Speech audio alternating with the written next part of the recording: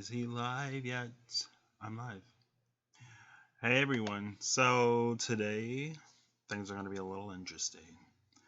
I always try to make things interesting here. That's not the way. Give me one moment. Here we go. See, the one thing about going on my laptop is I have to. I hope y'all can hear me. I guess I can pull up my phone. Clorinda, you been on my mind, girl. How are you doing, Clorinda? It's been a minute. I am. I'm also wearing a tank top today because this is what I was wearing today. So if bigger people offend you, you can close your eyes and listen or click off. How you been, Clorinda? I actually, same, my lovely. You been thinking about me? I just ate some food. It was a burger, and it had tomato on it, and something about the tomato. I don't like vegetables on burgers because, especially if they're cold, and then they just hold so much water. I'm like, oh, it makes it wet. I'm with you. Okay, let me this real quick. Did I ask you how you're doing, Clorinda? So, actually, I think so. I have a little something special. Oh, girl, you right there. Okay, never mind. So, I wanted to do. Y'all know I've been kind of sort of on these. Is this light bright? This light is bright. Let me see if I can adjust this. Let's see. Hold on. Oh, now y'all can't see me. Being darker skinned and like getting that good lighting is such an issue sometimes. Oh my gosh, like you had to check. Did you really? There we go. It is what it is. This is good enough. So since I'm a Pisces, I'm actually gonna go through in reverse. But what I'm doing tonight, excuse me, this will be a little bit different. It'll be a little bit different. I wanted to try my hand at a few things, and I'm really excited about some of the things I wanted to try my hand at. If y'all watch me by this time, y'all should know the setup is always questionable. I wouldn't be me if it were 100% polished and legit all the time. Let me move this back a little bit, though. There we go. That's a little better.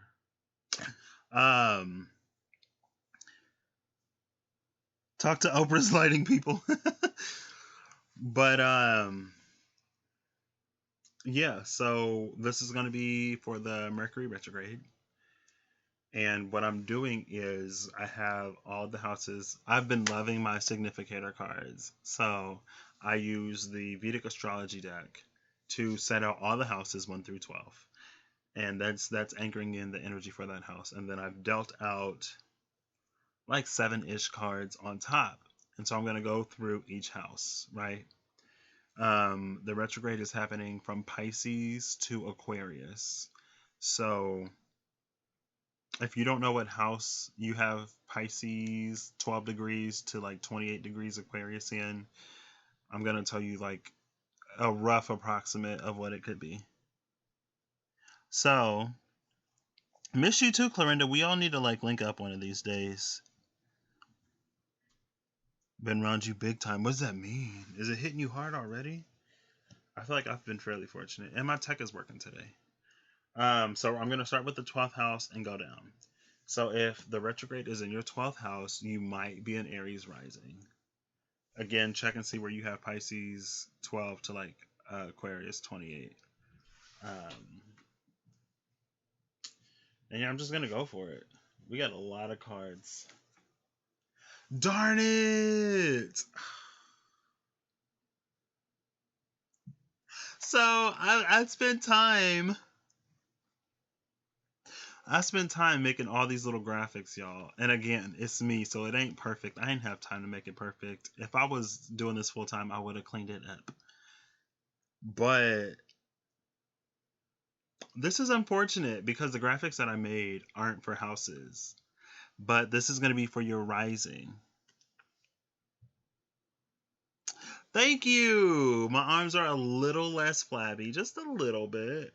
Low key, I was at first. I was like, you know what? I'll just go live in this tank top because I don't feel like putting nothing on. And then I was like, oh, maybe I should put on another shirt because, like, whatever. But I'm like, it is what it is. I ain't trying to impress nobody. I ain't got nobody to impress. But thank you. Yeah, Clorinda, same. I feel like I was getting hit by that pre-shadow a little bit harder than when it actually went retrograde. But this is for your 12th house. So you might be an Aries rising. So I'm going to throw this up. Wow, y'all see that? I love it. So this is your rising. Again, like I said, it ain't completely perfect. Y'all can see the red box where I tried to outline it. Anyways. Oh, whoa. I need to move this so I can actually see. See, I wish I was doing like signs. And I'm going to try to do timestamps somehow.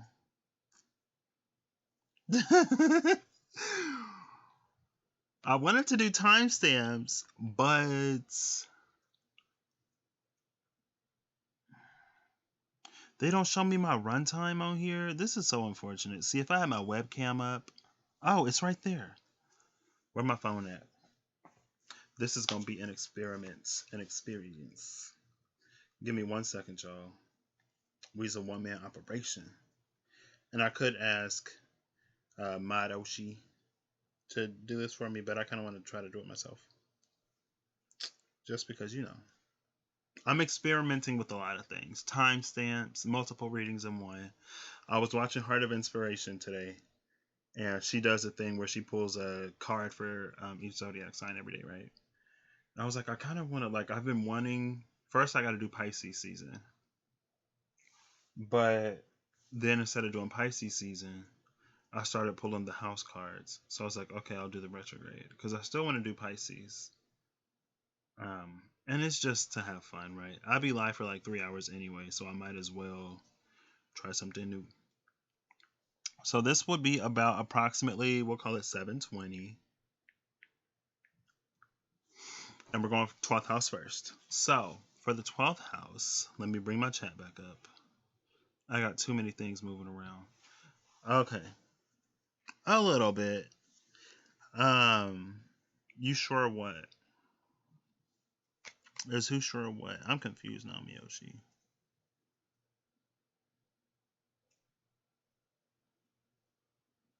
Okay, I don't know. But I'm going to keep going. So I'm going to start with the two Lenormands. I have the anchor. I'll only read my Lenormands up, right?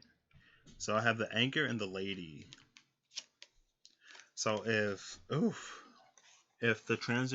Mercury in retrograde is transiting your 12th house, roughly Aries rising, because that would put Pisces at your 12th. You got the lady and the anchor. How can I get there? We go. Still get a little bit of that shine. I feel like a lot of your creativity might be a little slowed down. Excuse me right now. Call out the time. You can keep it up. Okay. Thank you, Miyoshi. So I'm gonna just call out now. I gotta small this a little bit so I can see the time. Oh, and then I gotta scroll this down. There we go. So we'll say 8:47 for Aries for 12th house. 12th house 8:47. I started with 12 because shout out to the Pisces who always gotta wait till the end. So with the lady and the anchor, I feel like this could be, on one hand, it'll be grounding a lot of your abilities. On the second hand, I think it's just making it a little heavy. It's slowing it down. Your dreams might be a little heavy. Because I feel like they have the potential to be weird. But with the anchor, like, this is something heavy, this is something serious. Let me try to run through these a little bit quicker. Yeah. Because, with the lady, I attribute a lot of those feminine energies, which is like giving birth, it's creativity. There might also be some like not emotional, but a little bit of familial, maybe some things that never got quite resolved might be coming back up a little bit. And so there could be an opportunity for some of that stuff to come back. Maybe an opportunity if it is something more familial and not just like you going through this period of time where you're in a bit of a rut. Maybe you'll get an opportunity to make light. Oh, no, Clorinda. But maybe you'll get an opportunity to make light of these situations, to lessen them up a little bit. But if you do, this isn't necessarily the time, but if presented with the opportunity, come from the heart, because I feel like your words might fail you, because with Mercury in retrograde, communication gets wonky. But the feeling and the intention, I feel like will still be there. But I might just like wait until it's over, honestly, though. So next we got the Knight of Pentacles. Exactly, like take it slow. Don't rush to do anything. It might be you've been trying to just be. Clorinda, that's probably why we resonate so much, because I have Pisces and Aries on the first. Pisces City on the 12th too. Oh yeah, this is hitting 12 for you too. With this, it might be a time to like slow down and to really think through things. If you're going to be going through a creative endeavor, now might be the time to do a little bit more planning than actually doing.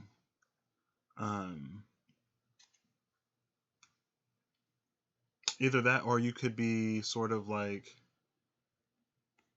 if there's some type of resource that you need, or if there was a partnership, a person who helped in this creative area for you, then it might be a time to, like, if you have some,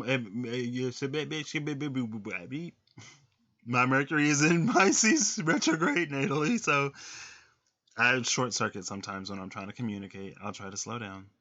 But you might have like old business partners come back, somebody reach out to you. Maybe there was an idea that you had in the past that never really got off the ground, but they might want to like try to revisit it with this Knight of Pentacles. Or it could be work, right? Maybe going back to a job that you left before or something like that. Yeah, so I don't know if it's necessarily the time to act right now, but I might plan a little bit more. And then I have the Energy Oracle cards, and we have Happy Family and Anxiety, both in reverse. Do I read these? I think I do read these. So with Happy Family and Anxiety in reverse, it might be the case where somebody tries to come back and open up old things within the family. Because I said that was a possibility before, right? But with Anxiety in reverse, it might actually be a decent time. I'm going to give the numbers too, because so Anxiety is 18 and Happy Family is 4.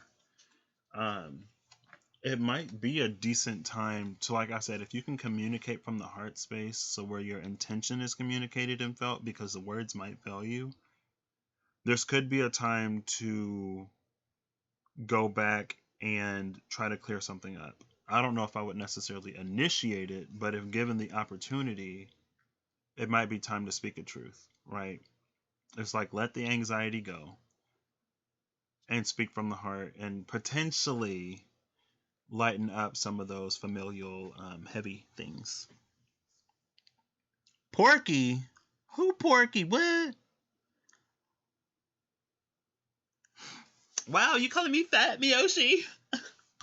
Let me stop. I'm just kidding. And then the universe has your back. The card I got for that is, my outer experiences are a reflection of my internal condition. My outer experiences are a reflection of my internal condition. There we go.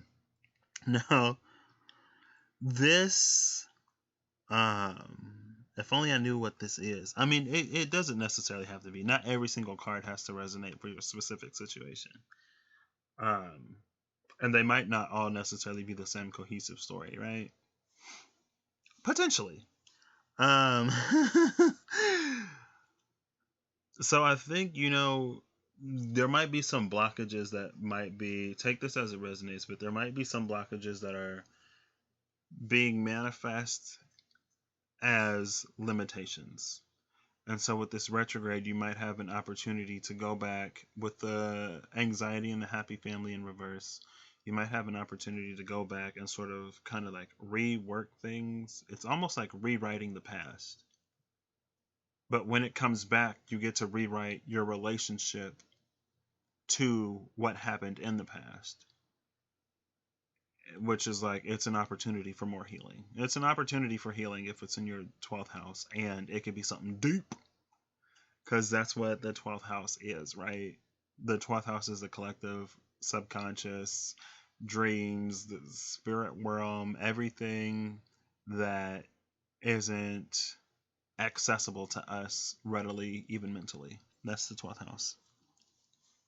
And then for the Archangel Power card, we get the World 21, Archangel Michael. A very happy ending, coming full circle, and spiritual growth and insight. Where is it at? There he is. Y'all can see him, kind of. It's an opportunity for all of that. And I think ultimately a lot of that will come through in the healing. You know, with the World, you might get an opportunity to close some chapters that are open. That's kind of what retrogrades are about, right? Closing things as they come back up and stuff like that. You've been trying to rid yourself of the negative and coming from love. Yes. 12th house equals everything and anything. Exactly. It could manifest in any kind of way. That's the dream world. The 12th house is a world of dreams and illusions and fantasies. Anything can come out of that closet. Is it a sweater? Is it a monster? I don't know. You know? Well, this is a little bit unfortunate for you two, because I feel like, you know, between you two and me, all this happens in the 12th and the 11th house. So this will be interesting. This will be me talking for like an hour and a half to like nobody. But it's what I want to do. So maybe somebody will find it. And then you could also sort of like, let's say you have a planet in one of these houses, or you have an aspect with this house. So like, let's say it's transiting your 12th house. It's in Pisces. So let's say you have like a placement in Cancer or Scorpio. When Mercury in retrograde aspects one of those, then you could still like have the energy of the house that that planet is in. Like, let's say your Mercury, or let's say your Venus is in Scorpio in the 8th house, if this was the 12th. Or would it be the 5th house? 12 divided by 3 is 4. So yeah, it would be 4, 8, 12. So let's say it's in your 8th house, right? So then you might have some 8th house influence when that retrograde Mercury makes that aspect, because then it can like travel down the aspect, or squares, opposition, whatever. Anyway, if it resonates, take it. If it don't resonate, leave it. Standard procedures. That's why we are soulmates. Okay, so let's move on to the 12th house, or the 11th house. So if Pisces is in your 11th house, then you might be a Taurus rising, right? Because it would be Taurus in 1, Aries in 12, Pisces in 11. So, I can just go down the list. Nice. This is the one benefit to going backwards. Boom! Taurus! What? I wish I put a little bit more effort into these. Just like clean up the edges a little bit, but I love them as they are. Miyoshi, this is what I was working on when I said I'm working on something. It wasn't homework. Oh no. Why would I do that? So this is me. Oh, the last thing I wanted to do actually was to read what the 12th house is.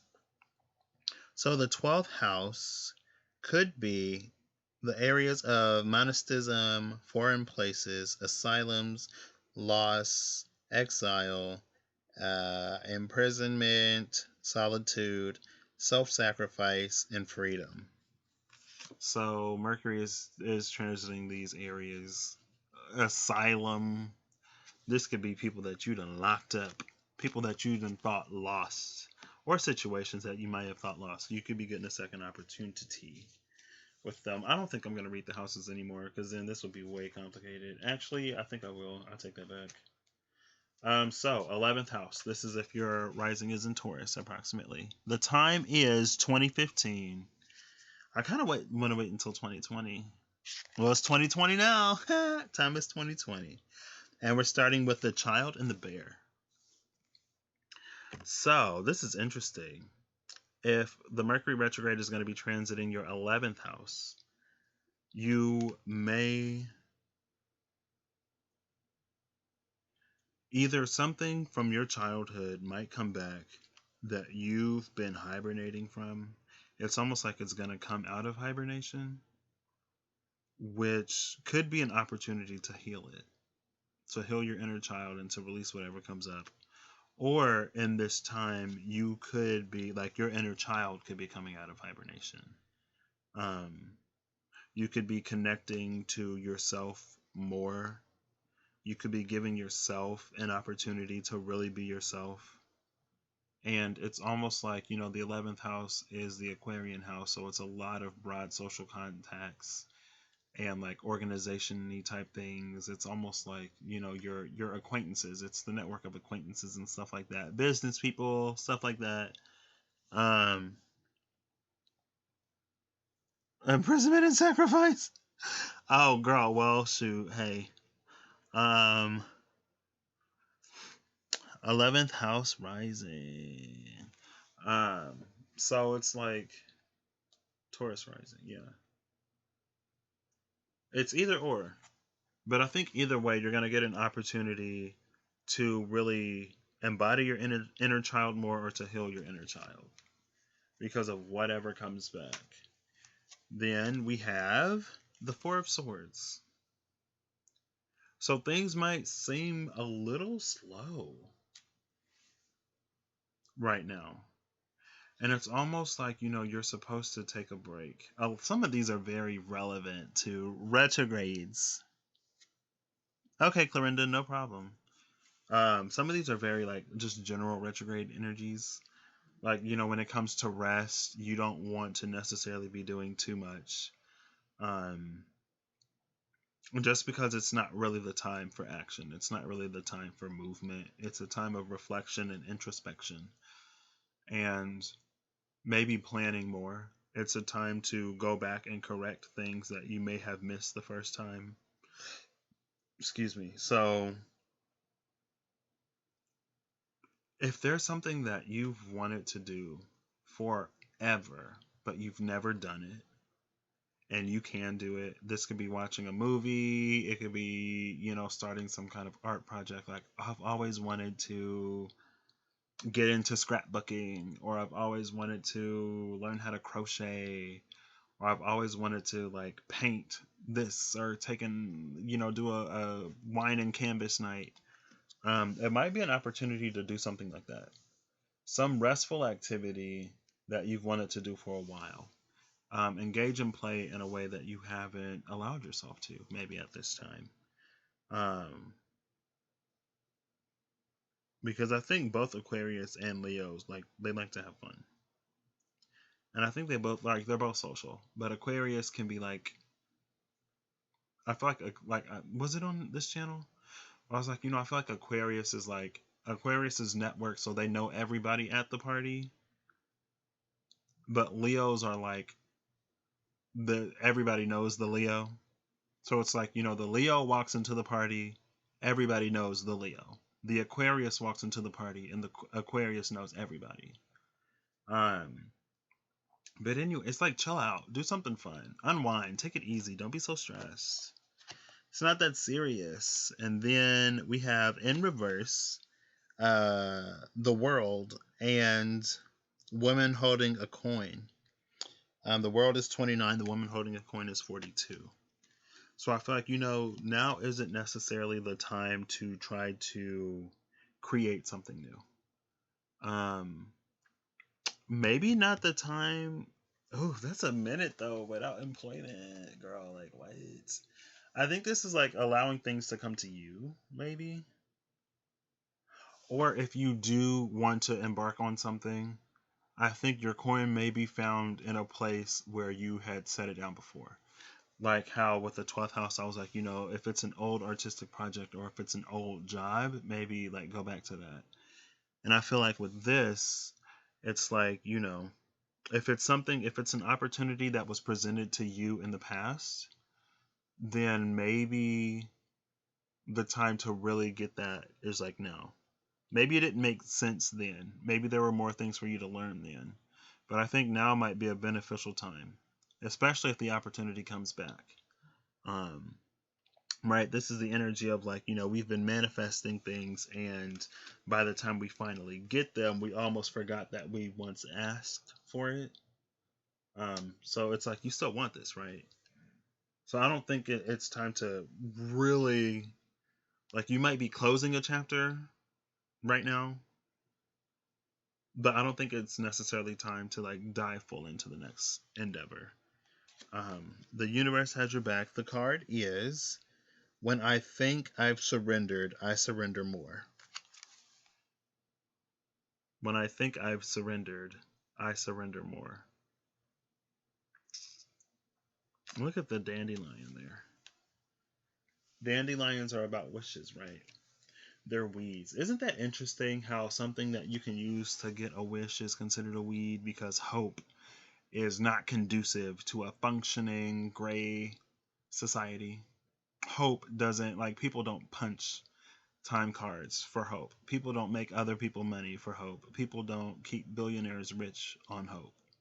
Hope is a weed. Hope is to be rooted out. Um, but the inner child is hibernating. Maybe if it's in your 11th house, it's like you've been putting a lot of things away because it's time to grow up, because it's childish or it's foolish, because you have to be an adult.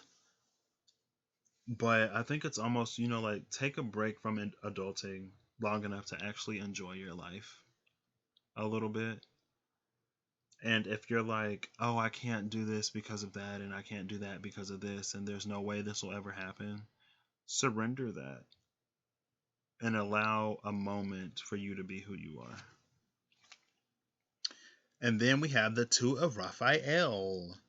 It says, two hearts dedicated to creating something wonderful, kindred spirits, and don't give up on those you love. Don't give up on those you love with the Two of Raphael. I don't know why. I don't know why I said it like that. Have a knowing.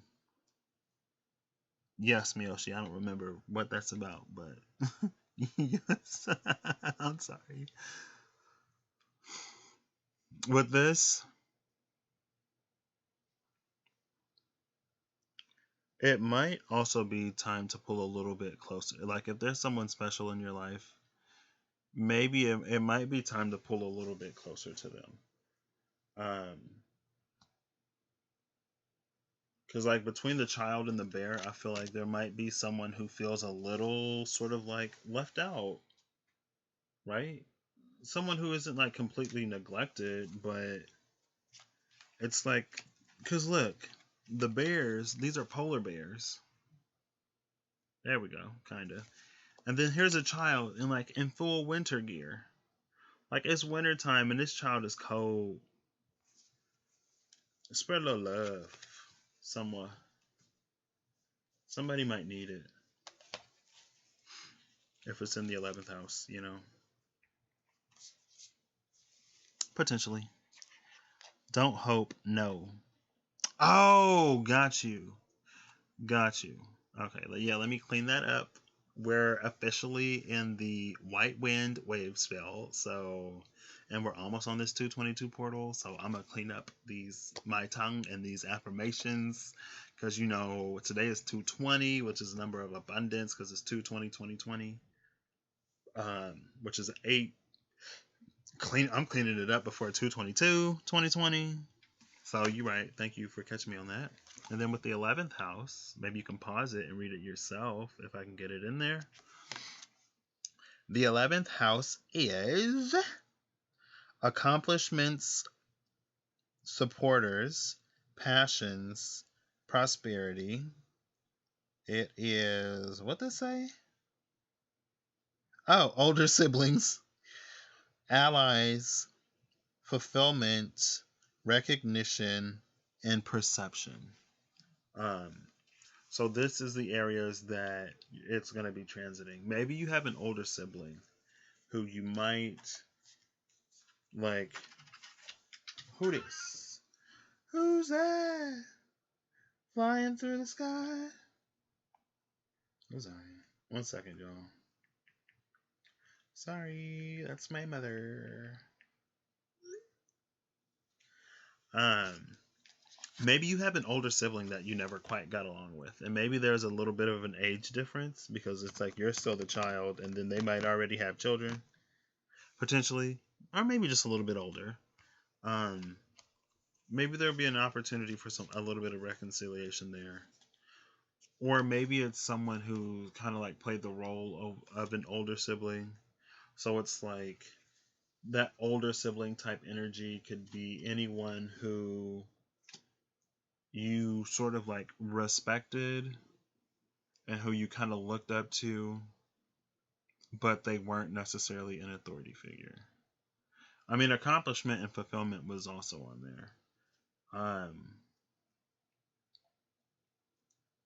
Hopefully you did all the work, but you know, now we're moving on to the 10th house. So if Mercury is transiting your 10th house right now, you may possibly be a Gemini rising. Boom! Oh my gosh. I'm not going to be over this. And we're going to start at 3155. Miyoshi, thank you. Right? I'm actually a Taurus rising, and it's transiting my 11th house. Appropriate. So for y'all, we have the clouds and the rods. Now I read these semi-intuitively because I ain't trying to. I haven't I haven't delved into the Lenormand book. These are the Mirror Truth Lenormand cards though, and I think it's like you might be burdened by something and you might not even necessarily know it, or you haven't. If it's transiting your 10th house, because I feel like rods is like it's giving me 10 of wands energy, but also at the same time it's like this wood is this a boo boo boo boo boo boo boo boo. Mercury retrograde is in full effect. It's like you build a house with rods, you build a house with wood, and the 10th house is the house of careers, right? So maybe things are a little bit unclear for you right now if it's transiting your 10th house. 1 second. I feel my throat already trying to close up, and I ain't got time for that. I ain't got time for it. So,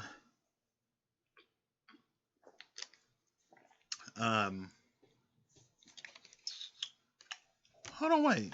Oh, I was like, what? Where did this card come from? Oof.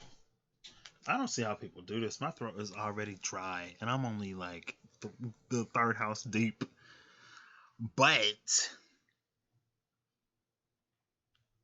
there might be some uncertainty around work right now for you. Because with the clouds, it's like it's not completely dark, but it ain't completely like bright either. There could be some uncertainty around work. Maybe work. That was weird. I felt a breeze on my hand for a second. Maybe also like things could just be piling up right now. And there's almost an energy of like, I don't know why this is happening. Like, why is everything falling apart? It's because you made a house out of wood and now you got termites, maybe. Um, the card is the Seven of Pentacles. Again, right? This could be relating to work. This could be something that you thought would work out. It's also Capricornian energy, right? With, Cancer and Capricorn being the mother and the father of the zodiac. But the Capricorn part of that is like the actual home itself. It is the ability to provide. It's the structure and the organization, and not necessarily all the mushy Cancer love and good cooking and stuff like that. But something that you've been putting energy into for a long time, it might, with this retrograde energy, it's like you might want to put a little bit more care and a little bit more intention into that. If you have Capricorn strong in your chart and things are a little rough, or even, regardless, it might be time to put a little bit more love into the house, into the home. Because even good seeds, if not tended to, can rot and wither. And you can't be so focused on everything else that you allow the garden at home to die, because what you gonna eat. You can have a house all day long, but if you're still hungry, like, you can die of starvation in a mansion, right? So with the two cards, we finally got our first one up right. Okay. So in reverse is the Sun, and upright is the door to value. So the Sun is card number 1, and the value card is 31. 1 and 31. So with the Sun being in reverse, it might be time to reevaluate where you're putting your efforts, right? Reevaluate what is sort of like worth it. I'm tapping the wrong card. Still tapping the wrong card. There we go. Reevaluate if it's in the 10th house. If something suddenly happens at home, or if your attention is suddenly diverted to something that it's almost like a structural integrity weakness type thing, you thought you were super tight on your structure and your organization, but now something is being brought to your attention as like a potential weak point, make that a priority. Evaluate your priorities right now, because what you've been giving your time and attention to and where you're looking might not necessarily be where you need to be looking. And so I think it may be for you to, like,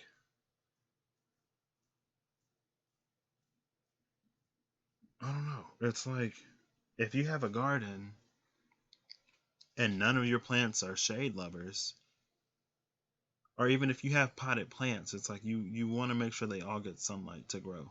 Like, the 10th house is Capricornian energy, right? So it's transiting like one of Saturn's homes. Y'all know Saturn like everything to be right and in order. So it could be an opportunity, like, where a structural something, one of your a weakness in the structural integrity of something is being shown. I'm gonna start repeating myself. Pay attention to it. If it comes up, make it a priority. Door to value. Maybe you'll recognize that something that you've been overlooking is worth more than you thought. If this is in the workplace, then there's an asset that you have, or maybe like a waste product, and an asset can be a person. You could be an asset, potentially. Maybe you were passed up on something in the past, and now you're finally being recognized, right? Because someone is finally seeing your value where they didn't see it before. Like, if there was a promotion that you were up for in the past and you didn't get it, or you got passed over, it might be coming back for you. Potentially.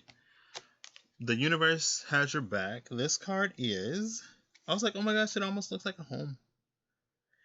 It is, I honor how I want to feel. Talking about Capricorn energy, I honor how I want to feel. Right. There we go. Somewhere. I honor how I want to feel. It's not how you feel, it's how you want to feel. And when you honor how you want to feel, I think you should also honor how other people want to feel. Right. because there is value. It's like you get more value out of people when they're in a place, in a situation where they feel wanted and they feel valued and they feel appreciated. Like if your workers are happy, they work harder for you, right? And then we have the moon, 18, the opportunity to improve your plans. Ooh, talking about Capricorn, the opportunity to improve your plans, maybe because of some kind of issue that was sort of highlighted in this time for you. Don't take it personally. Just improve it and make it better. Be thankful that it was highlighted now rather than later, right? Listen to your intuition. Listen to your intuition for accurate guidance and face your fears and grow stronger, right? That's the moon. I don't even know who the archangel is. Archangel Haniel. Potentially. Where's she at? There she is. All this glare. All this glare. Glare. So you got the sun in reverse and then the moon came out. So hey, it ain't about what it looked like. Somebody can look happy on the outside. Something could look successful and thriving. But it's like with this Seven of Pentacles. It's like, oh my gosh, your vegetables and your fruits look so healthy.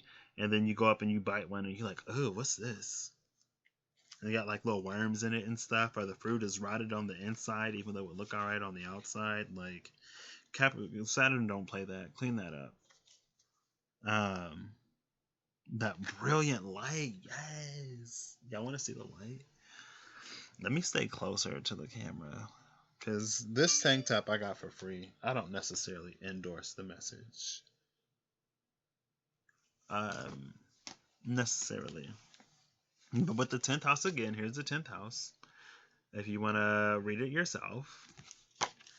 The 10th house is profession, social position, reputation, power, popularity, ambition, integrity, advancement, and public life. So it's transiting all of these areas. Oof, if you was dead dirty in the past, maybe that'll come to the light too. With the moon and the sun in reverse, it's like maybe something will be revealed that somebody might not want to be revealed. And they might not even look at it. Like they might overlook it. Or it's like, it's like if you're in a situation where you're a higher up and someone brings something to your attention and you get rid of the person who you suffer the least in having, or you get rid of the person who you suffer the least in losing, even if you know the other person wasn't right, and so you make a call, but then it comes back on you. Like you knew, even though there wasn't any evidence or enough proof, you knew that something shady was going on, and you allowed it to happen. So Mercury brings a whole bunch of stuff back around. Somebody might be coming back with a lawsuit. But that's if it's in your 10th house. If you act with integrity, well, I was going to say it'll never be called into question, but some people do try to discredit reputable people, and other reputable people are actually not as reputable as they claim to be. So take it as it resonates.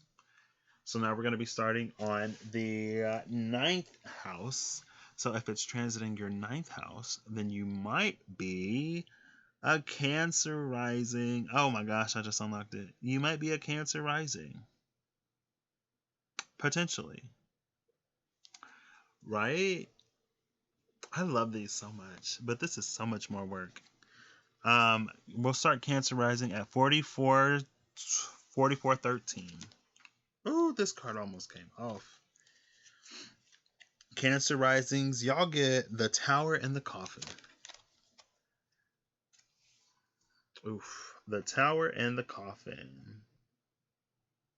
Now this could be the end of... This could be something that you put to bed, but it's like it won't stay down. It's like Night of the Living Zombies. Oh, snap. What? Somebody getting some justice? Yes. Justice for the cousin. With the house being taken away. The house is Capricorn. That's 10th house. The home is Cancer. The house is Capricorn. So good for her. Um, but with these two, it's almost like, because the coffin is something that's been dead for a long time, and then the tower is something to be ascended to retrieve a prize, the princess, right, guarded by the dragon and everything else. So maybe she's a Gemini rising. Ooh.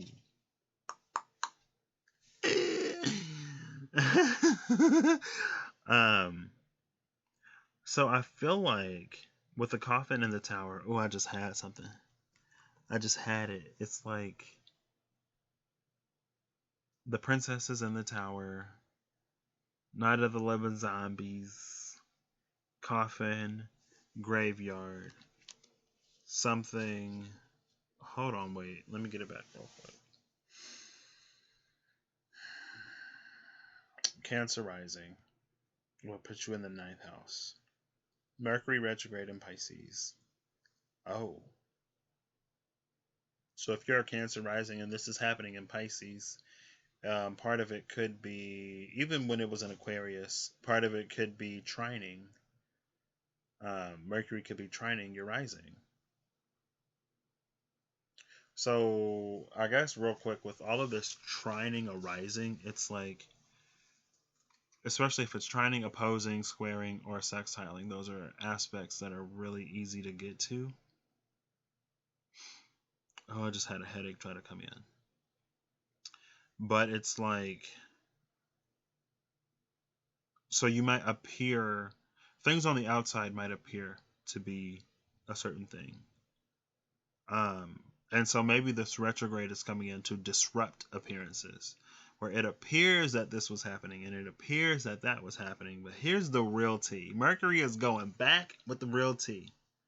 Because, like, you know, Mercury is the gossiper. It goes back and forth. Mercury knows everybody and everybody's business. So it's like, you know, Mercury done went and got the truth and now is running back and telling you what's really up. And this, like, everything is like face cracks all over the place. Like, um, but with the coffin in the tower, I think it's something that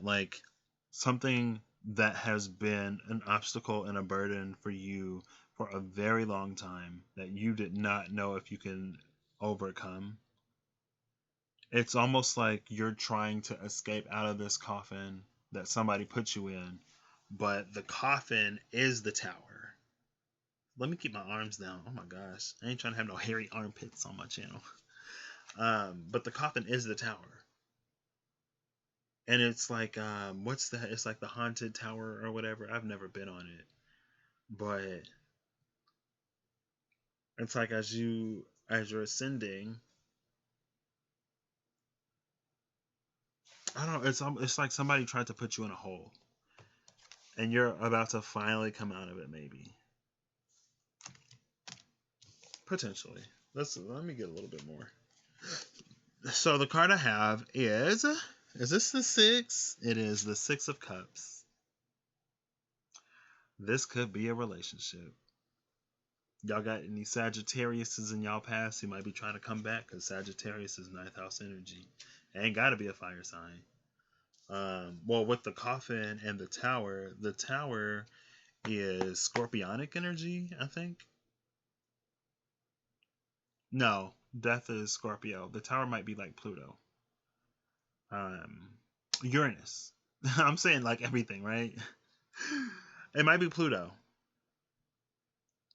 Tower moments, because death is Scorpio. It might be Pluto. About to be reborn, hopefully, right? And not like Night of the Living Zombies. But this is like nostalgic,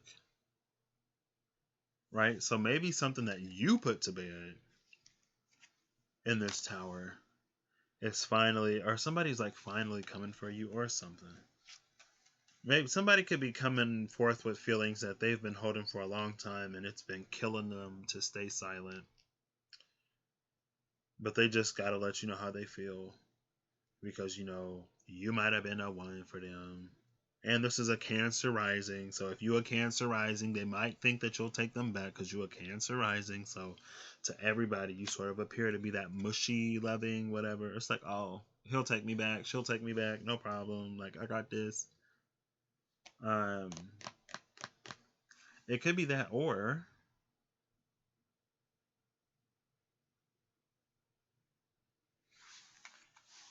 it could also be like a relationship that ended a long time ago. Let's say you were really, really close to someone growing up and things happened. And when that friendship ended or when that relationship ended, it puts you like in the ground. Like things have not been the same since. And the ending of that relationship has been a tower. It's been a blockage. It's been something that you've been trying to get over this whole time. Potentially, this person could come back and try to apologize, or you could be given the opportunity to sort of reconcile things, right? Potentially. Take it as it resonates. Oh, snap. Well, let's see what the karmic cards got to say. Oh, we got another one upright. Okay. So we have 7th chakra Archangel Uriel, 41 in reverse, and 48, the Angel of Balance upright. 48 is a 12, which is a 3. 4 and 8, though, is Cancer and Scorpio. 4th house, 8th house. Cancer rising. So it could be, a very, with 4 and 8 being Cancer Scorpio, it could be something that you were very deeply connected to, someone you were very deeply connected to, potentially had a family with, since it is like 4 is Cancerian energy, but it died with the 8 Scorpio, or it changed into something that you didn't necessarily expect. But with the 7th chakra, Archangel Uriel, and what was the other one? The Angel of Balance coming back. It could be like something that you were so sure would not work. Something that. Thanks, my love. Oh, you're back. Welcome back. Welcome back, Clarinda. Nice and refreshed. Yes. Karmic cards. They could be coming back. But either like in a way that like you didn't. I don't know. It's like it's almost shocking and jarring, and like there's like disbelief because I forgot what the first card is already. Oh yeah, 7th chakra. It's like maybe for a long time you were getting like, no, it's not time. It's not time. You're not ready. They're not ready. It's still a mess. Enough healing hasn't happened. So maybe there were circumstances preventing you two from coming together in the past, or there are reasons why contact hasn't been made. Maybe somebody still feel bad about sleeping with your sister. Ain't nobody sleeping with nobody's sister, I hope. But maybe someone feels bad for something that they did in the past. And with the Archangel of Balance, they're going to be coming back in a way. It's like, okay, we've spent enough time apart. And while I do feel hurt, or while I don't understand why what transpired, not having you in my life kind of hurts, honestly. Even though it happened a long time ago, it still affects me every day. And so we'll take it slow. We'll take it day by day, and we'll see what happens. We're not going to jump right back in where we left off. But if it makes sense to revive it now, we might try. 1:23 p.m. here. Oh snap! What? I know these are the karmic cards, Clarinda. I read stuff now, I guess. Apparently. So the universe has your back card that came out is, I'm in alignment with the love of the universe. Peace cannot be disrupted. Amen. Stay in alignment with the love of the universe, because with that angel of balance sitting there, do not let your peace do not let your peace be disrupted. Please. And when you're in alignment with love, I feel like there are some things that you could be more understanding and lenient about, right? Because it's not all about you. Other people go through things as well. Although you shouldn't be like a doormat for anybody and taken advantage of by any means. But with the Archangel of Balance there, I think it's to take an even metered approach. To not dive completely back. To, even though you have been fundamentally changed by the loss of this person, like to not give up the foundation for yourself that you have built. Because in this Tower card, I believe it's almost like, there's some old tower, and then at some point it's like new tower. So it's like it's all the same tower, but things kind of sort of change. Right.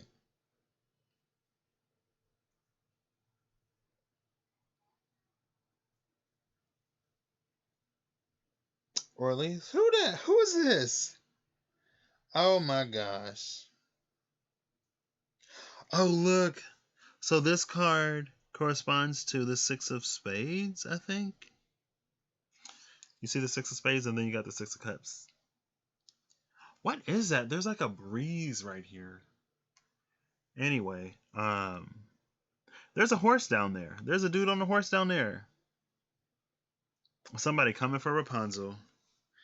Cause it don't look like ain't no doors on this tower. There's windows all over the place, but ain't no doors. Do not let somebody snatch your hair from the scalp, trying to climb up your head to get to you. If it's like balance, you can get a ladder for a part of the journey, and then I'll throw you a rope and I'll pull you up slowly, but you ain't about to rip my hair from the scalp trying to pull you up. Sorry. What's your question? I'm sorry, Miyoshi. Could it be the person with the rising taking the action rather than someone else? It's all, girl, I'm gonna say it's all fluids. It could be that person, it could be somebody else. I don't know. I think it might be the other person.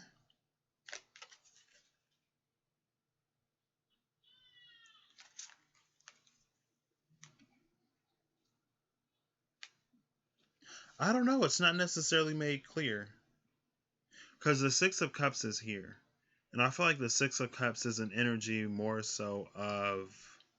It can go either way. It can go either way. But I feel like the Six of Cups is an energy more of like sitting and thinking, being nostalgic, missing someone and wanting them to come back in some way. So the other person might be coming back. Or if this is in the ninth house, it could actually be that person, because the ninth house does have an element of travel in it. So either way, oof.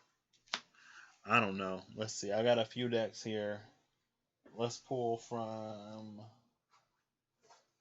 this one. Six of Cups clarified by the Five of Pentacles. Probably the other person. Six of Cups and Five of Pentacles. Well, yeah, probably the other person. I'm almost getting like a zombie hand coming up, because it's like this tree coming out from the whatever this is, the tundra, the frost. It's like a zombie hand popping up from the cemetery with the coffin. Possibly the other person, potentially the Cancer rising. Yeah, I don't know. I didn't think about all that. Love those cards, universe. Now the cards got demoted.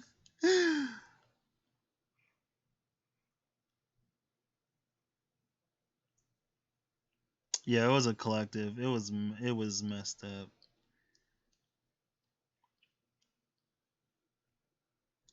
That was my mom laughing. I was wondering if with these risings, is the energy fluid? Well, so like it's going.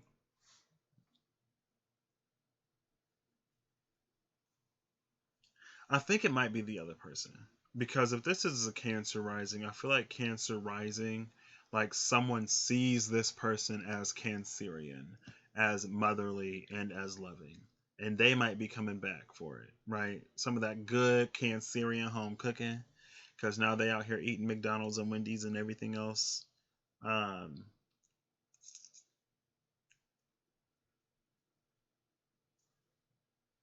yeah, I think it might be the other person.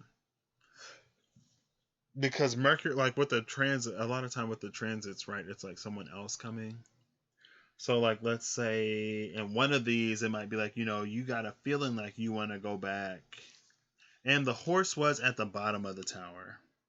But I don't know. That could be the person on the horse or somebody coming for them on the horse. I don't know. I would be leaning towards the other person. But energy is fluid. Energy is always fluid, right? Energy is always fluid. Good old home cooking, right? Oh, I didn't even look at this card. And this card, we got another 6. The 6 of Gabriel. It is. Congratulations. You've done it. You've done a wonderful job. Time to move on to the next project. Awards, scholarships, or promotions. Is somebody getting out of the friend zone after a long time? There's like, cause with that 6 of Cups, it's like, man, we've been friends forever, and I've liked you forever, and then you felt that because your feelings was never reciprocated, and you've been calling up on the bottom of this tower forever, like you've been there so long that like, oof,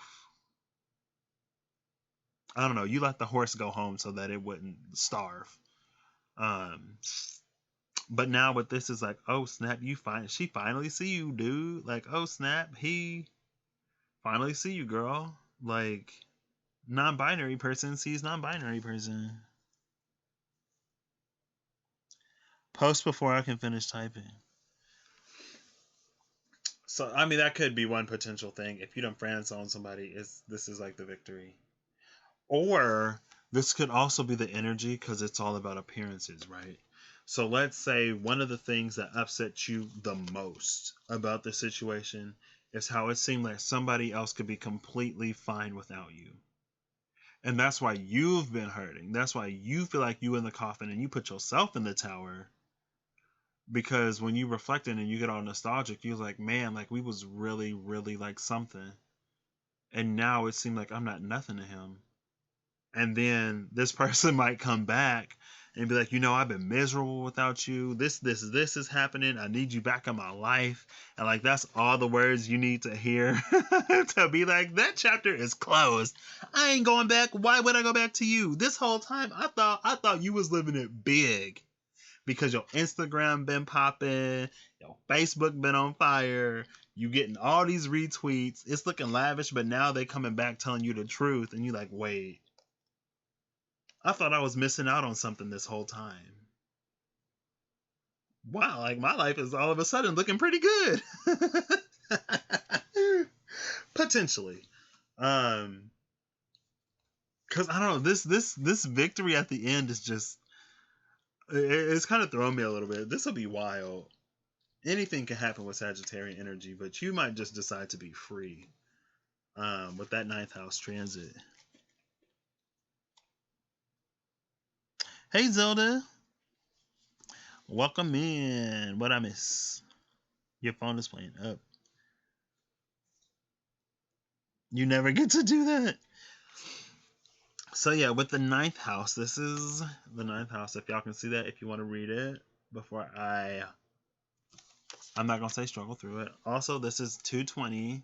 We're in the white wind wave spell right now. Speak the things that you wish to see. We're coming up on the 222 portal. We've been in this interdimensional portal reality from 220 to 222, sitting at from 2-2 to 222, sitting at 220, which is like like the final push. So I'm gonna try to clean stuff up. I'm not gonna try. I am cleaning stuff up because I can keep this house in order for 2 days. Ooh, I'm excited. But let's continue. Okay, so ninth house is. Can I read it? Holy sacrifice. Who has sacrifice? Was that the 12th house? This is holy sacrifice, higher purpose, guru, what? Father. Okay, I was like, what? It is divine grace, purpose. Oh, no, that's prophecy. Sorry. Prophecy, wisdom, religious merit, and international connections. International connections. If this isn't international, it would be so interesting if, like, at some point in your life, you met somebody who was from, like, Canada. I don't know why I said Canada. But birth week for us coming up. Oh, snap. Are we all in that week? I think we are. That's interesting. My mom's birthday is Sunday. My birthday is on Friday. And then everyone else is in between.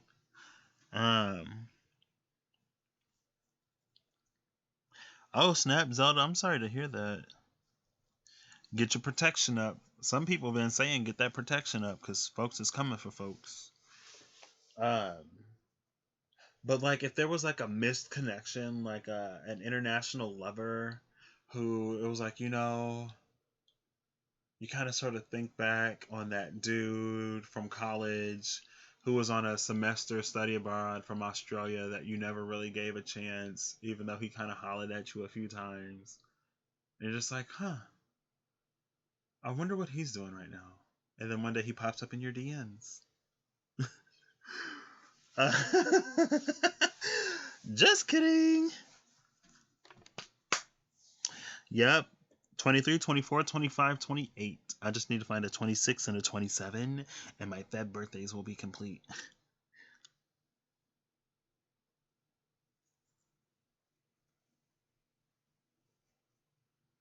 Oh, wow. I'm sorry to hear it, Zelda.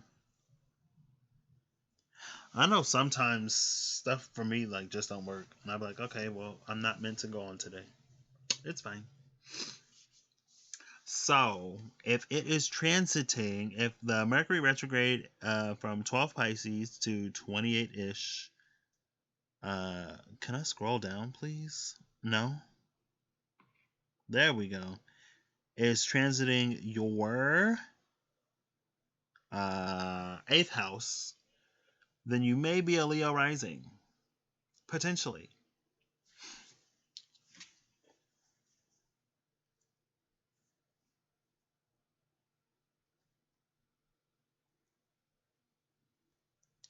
I mean, it might just be like, yes, okay, Clorinda, enjoy time with a friend.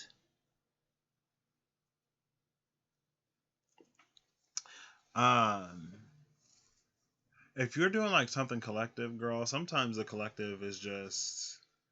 I'm not necessarily a collective reader, but sometimes I'm just like, with the space we're in, it might just. I don't know.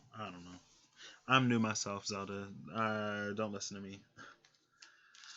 So we're gonna be starting the 8th house at 108.43 with. Oh, wow, I saw these two together earlier, and I shuffled these a lot. So we have the lily and the cross in the 8th house. The lily is a symbol of beauty. The lily is also can be seen as like purity, and then the cross. I feel like there's like high divinity here. If Mercury is transiting your 8th house, and you've been clearing up your karma, because that's where it's transiting, the house of karma, things might be like low-key kind of pretty for you right now.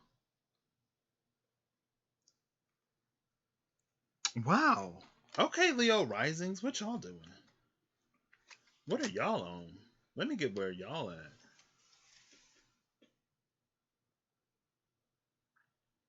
You know, like 3 Leo risings. You're Leo in 3 placements. Oh, snap. So if y'all been doing the work, like, I don't know. I feel like between the lily and the cross, you can't get nothing bad. I think lilies might be like poisonous if you eat them, but who's eating lilies? It's beauty, it's grace, it's divine. Um, wow. I'm impressed. And then we got the 9 of Pentacles. So y'all really been on it. Is Beyonce a Leo rising or a Leo moon? I feel like she gotta have Leo somewhere in her chart. Wow, this is refreshing. This is different. I'm a little skeptical. But it seemed like y'all good. Wow. Okay, Zelda. Yeah, but this time they're upright. And I think they came out upright too. Oops, I'm knocking everything over. I'm moving my foot. I'm sorry. Y'all know I don't have a lot of space at home. Maybe y'all don't know that. I don't have a lot of space at home, fun facts. But I make do. I'm blown away. Both of these cards are upright. We have financial constraints and cornucopia. 13 and 11. 11 and 13. Interesting. 11 and 13. Financial constraints, but followed by cornucopia. I will say that, I mean, I feel like I almost don't know what to say. The lily was the only one turned upside down. Gotcha. Yeah, the cross was upright, and the fish were upright, and the lily was upside down. I don't know. I'm like, I feel like this one would be real quick. It's almost like y'all good. I will say that, like, if a lot of things are sort of like, if you're finally getting this, it's almost like it's your moment. And it's funny that this is for Leo rising, because, like, when ain't it a Leo's moment, honestly? Leos have their times too, even if you're Leo rising. But I will say that, like, if you get an overflow of abundance coming in this time, just spend it wisely. Because the financial constraints came out with the cornucopia. So I think either you're going to be putting a lot of those constraints to bed, a lot of those issues and concerns will be addressed, or there's a possibility to, like, overspend and, like, misusing funds, and then you end up in financial constraints. But I think, as long as you spend wisely, I mean, I feel like I really don't have anything to say. I'm just like, wow, this is y'all's moment. Keep putting in the work. Keep it up. Keep doing what you're doing. If you're in a really good place, don't get complacent. I will say that. Because lilies still need water. They still need tending. Even though they're beautiful and they're gorgeous, it's like, don't stop watering the lilies once they bloom, because then they'll wither and die. With the 9 of Pentacles, it's like you's there, but keep at it, because you don't want it to. I don't know. I'm blown away. I honestly don't know what to say. I honestly don't know what to say. No problem, Zelda. I mean, you did the work, so hey. I mean, right? Beyonce is your Virgo twin. Wow, my Chiron is in Leo too. Well, this is the 8th house. And my North Node is in the 8th house in Sagittarius. And I feel like I've been working on my North Node. So maybe, like, that will help me out a little bit. Let's trine some of that energy up to, wait, that wouldn't be a trine. That'd be, I don't know what that'd be, but let's push that energy up, please. Like, I got placements in the 8th house. Just aspect something in there. Anything in there. Let me get some of this. So let's see. The universe has your back. The card is this another flower? It kind of looks like it. It kind of feels like it. It says, Through prayer and meditation, I create a ripple effect of peace in the world. Man, y'all really, through prayer and meditation, I create a ripple effect of peace through the world. Y'all really been on it. For real. What we got here? And then we have the 5 of Ariel. It says, you needn't go through your current challenges alone. Help is nearby. Negative thoughts create self-fulfilling prophecies. So be careful, though, that you don't delve into... I don't know why, like, pride or ego was coming up. But if you've done the work to get this and you stop doing the work, or if you sort of take advantage, I feel like, because you're sitting on the cusp of cornucopia and financial constraints. So keep at it, because it's like, as easily as it was given, it can be taken away. But I mean, honestly, it's just like, keep doing what you're doing. If there's something that you're trying to get off the ground, since it's been a retrograde season, I think if you need to reach out to someone for help, try to make sure it's somebody that you trust and you've known for a minute, especially if that person has offered a service in the past.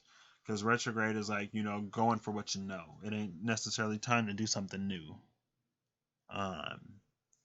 Yeah, but man, I'm just like, I'm blown away. I'm like, what? And all the cards were good? Okay. So the 8th house is legacy, mystery, scandal, weaknesses. It is unearned wealth, suicide, hidden things, longevity, and occult. Oh, girl. Well,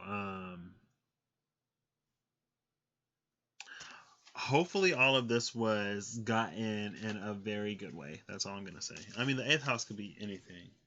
And unearned wealth, that could just be money that you don't necessarily work for. Like, you don't punch the clock for that money, but you still earned it. Like, if you manifested it, then hey, like, shoot, that's your manifestation. I wouldn't be mad at you. Now to the 7th house. That was so quick. So we're going to be starting the 7th house at 117. Wait, hold on, wait. I got to flip the thing. You might be a Virgo rising if everything is currently going down in your 7th house. Is that right? Yeah, because Pisces and the in the first. No, Pisces in the 7th. Yeah, Virgo in the 1st.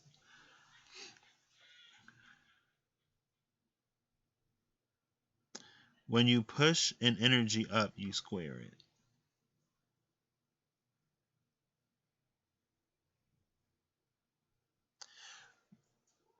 What do you mean, Zelda? And this is like 11806 or whatever. Or whatever time you had. What do you mean when you push an energy up, you square it? Can you clarify that for me, please? I'm a little slow sometimes. Ooh.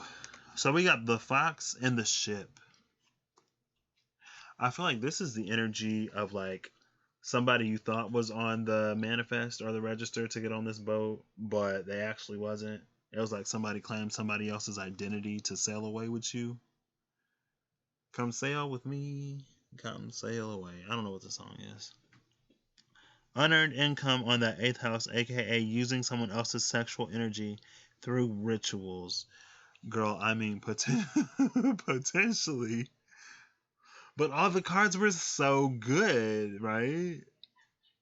But also, this can kind of be sort of like, if we're going by risings, it can be tied to appearances, and appearances can be very deceiving and deceptive. So maybe it just looked like you ain't earned the money, but you actually did. Like, people don't actually know what you do. People might not actually know what you do, Leo rising. Like, what do you do? Like, you're always like, it seems like you're always like having fun and partying and like getting down. It's like, when do you actually work though? Anyway, I don't know. It could be a number of things. But with the fox in the ship, either this could be like you escaping a situation under the cover of the night, or somebody that you have let, who you've traveled with, and like now their true colors are kind of sort of being revealed, because foxes are tricksters. This is that Jack energy from the Titanic, when he wasn't actually like on their list of whatever, but somehow he ended up on the boat, and then he passed away, and don't nobody know him. Like don't nobody know this man.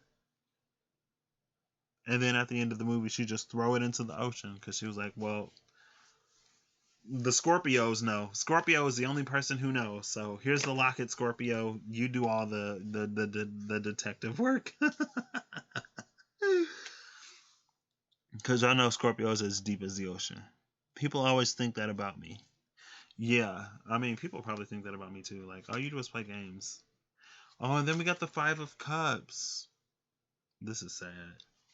Man, coming off of the freaking 8th house, this is like, what? But if you're a Virgo rising, I think people think that you're always like, you're put together. And so I think Virgos, like, they say that Bohemian Stars and Ocean Heart readings, I've heard her say that the Virgo Pisces pole is the pole of service. So it's like, since you're always so eager to help people or do for people, then it's like maybe someone's taking advantage of you. And you might be finding that out now, because maybe there's a certain difficulty that you're going through, or maybe this retrograde is bringing something your way. Things are slowing down for you. And it's like, as soon as this ship starts to slow down, then like all the passengers want to jump ship, and now you like, well, who's actually here to help me? I've been helping everybody else, but now that I need some help, everybody gone. So like the people who you thought was ride or dies, they foxes. They've been pulling the wool over your eyes this whole time.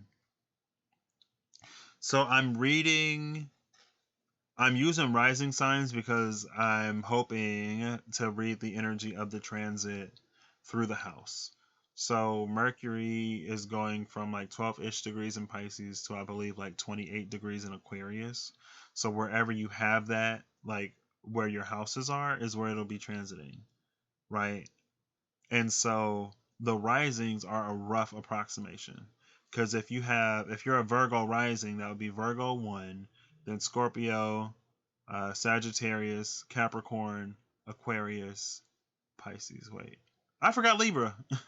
Virgo 1, Virgo, Libra, Scorpio, Sagittarius, Capricorn, Aquarius, Pisces in the 7, right? In the 7. So that's why I'm doing it like this way.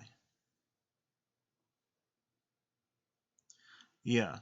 But like, let's say that Mercury is going to be aspecting something in your house, then you could potentially get some of these energies coming in and also affecting those areas, especially if it's a trine, or maybe even an opposition, because I think trines and oppositions are really easy. And then like a sextile and a square, like they also happen, but the energy is like, for a sextile it's an opportunity, and for a square it's more like a hurdle or a blockage or something to get through. It's not necessarily like full on preventing you, but it's just like, it's like a little stumbling block. It's a speed bump. A square is like a speed bump. But yeah, anything like that. So, one upright, one in reverse. We have the Angel of Strength in reverse, which is 50. And then we have Rest and Rejuvenation as 19. So, I think in this time, just like take it easy. This might not necessarily, if this is in your 7th house, then this is like the house of relationships. Oh, I didn't even think about that. So if this is transiting your house of relationships, you might be looking at people who you've distanced yourself from in the past, and then people who are still with you, right? And with the Angel of Strength here, Between the angel of strength and rest and rejuvenation, I think it's going to be time for you to pour into yourself a little bit. When everyone around you seems to be like flaking or whatever, I think those are the times where it's most important to know your own worth and to pour into yourself and to like, it's not you, it's them, right? Because everyone has like things are going on in everyone's lives. So it's like kind of sort of like don't take it personally and just make sure you're taking care of you and the things that you need to take care of. If it's transiting your seventh house, it might be like if you're in a partnered relationship, maybe not completely pull away, but just like give a little bit more time to yourself. Now might not be the time to try to play rescue for everybody. Virgo rising. I feel like Virgos can be very dependable. Very dependable. And I feel like Virgos might actually like to do that. Because, you know, as a Pisces, who like I like to be like emotionally available for people, but then when I need my space, I need my space. But Virgos, I feel like y'all might be there for people in more like tangible, physical, analytical ways.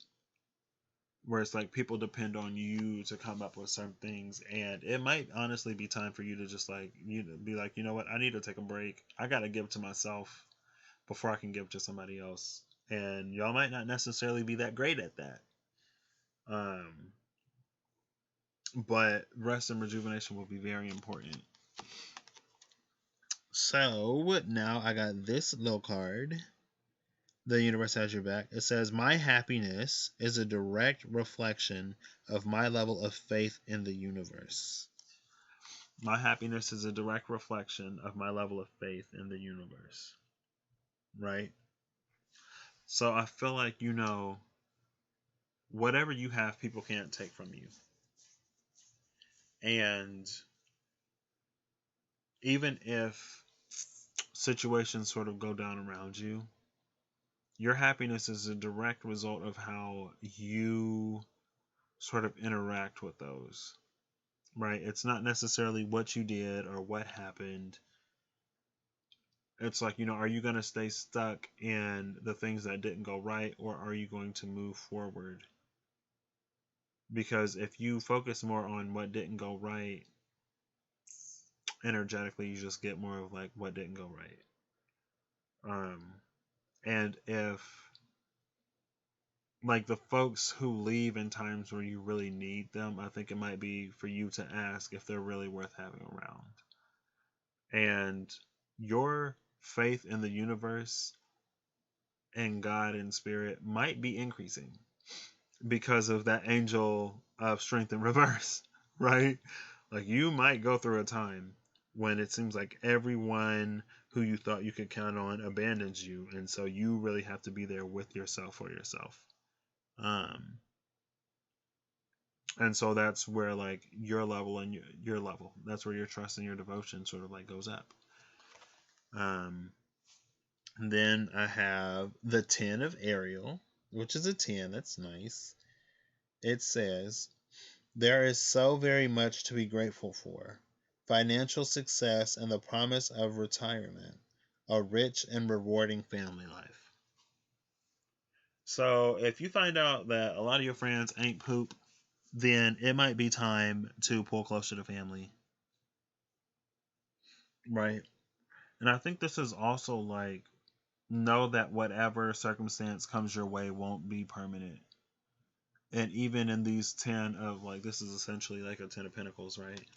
Even in those 10 of Pentacles situations, there's still going to be hardships and there's still going to be hard times. And there's still going to be setbacks sometimes because it's life. But you don't have to sort of like live in that. You don't have to harbor all of those feelings. Harbor with the ship, right? You control which ships come in. Don't harbor anything. Don't harbor any ill will. Because when you harbor things like this, you letting them dock at your gates, right? So whatever you harbor is what's coming into your little coastal town. Fly through the turbulence, exactly. And know that you will be taken care of. Have faith that you'll be taken care of. So now the 7th house is the energy of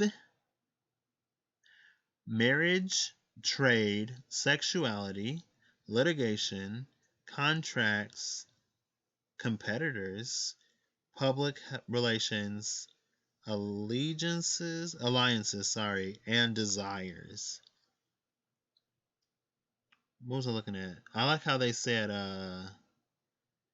trade, because I was talking about the harbor, and a lot of harbors are like trade ports. There it is, the 7th house. So if something is attacking your marriage, stay strong. I think sometimes when you go through things, I think a lot of couples end up fighting and taking their frustrations out on each other, but what you should be doing is like pulling closer. Don't allow yourself to be isolated or isolate yourself. Now we're moving on to the 6th house. How long is this going to take me? Oh my gosh, this might be a 2-part video. Oh, it's only an hour and a half. Okay. So, if Mercury in Pisces if the retrograde Mercury in Pisces is transiting your 6th house, then you may be a Libra rising. Potentially. You could be a Libra. Definitely no 2 married Virgo risings. Oof. Well, pray for them in this time. Oh, a relationship. It was the ship card. Haha, relationships, situationships, whatever kind of ship you's on. Here these fish go. Oh, snap. So, this is going to be starting at approximately 1:31:43 with fish and the house. This could be a schoolhouse.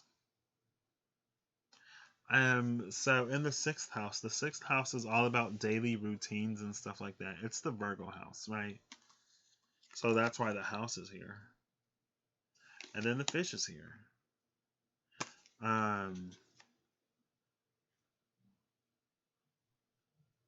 My brain just died. You lose Libra for anything law. Yeah, it's also like contractual, right? Contracts, agreements, anything like that. Litigation, stuff like that.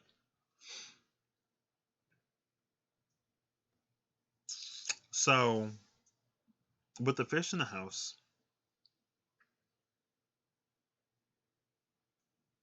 potentially,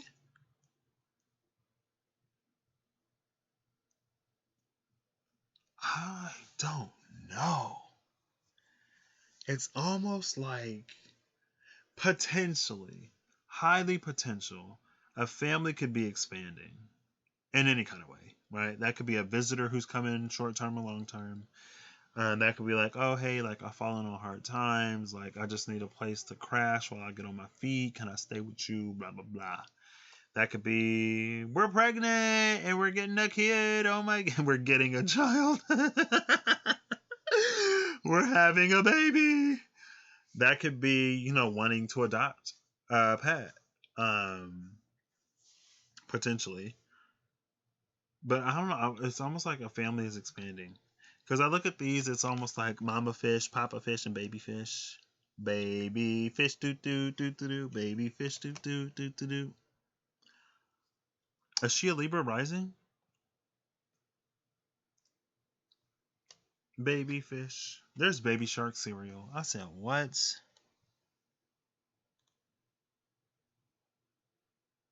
Oh, snap. Well, yeah, that's what I'm kind of sort of feeling. I think it might be expanding. The home is expanding in some way, taking someone new in. Maybe you could be getting a pet fish too, I guess. Watch out for cats. The fertility clinic. Oh wow. Well, hope maybe it might be good news. Oh wow, that's interesting.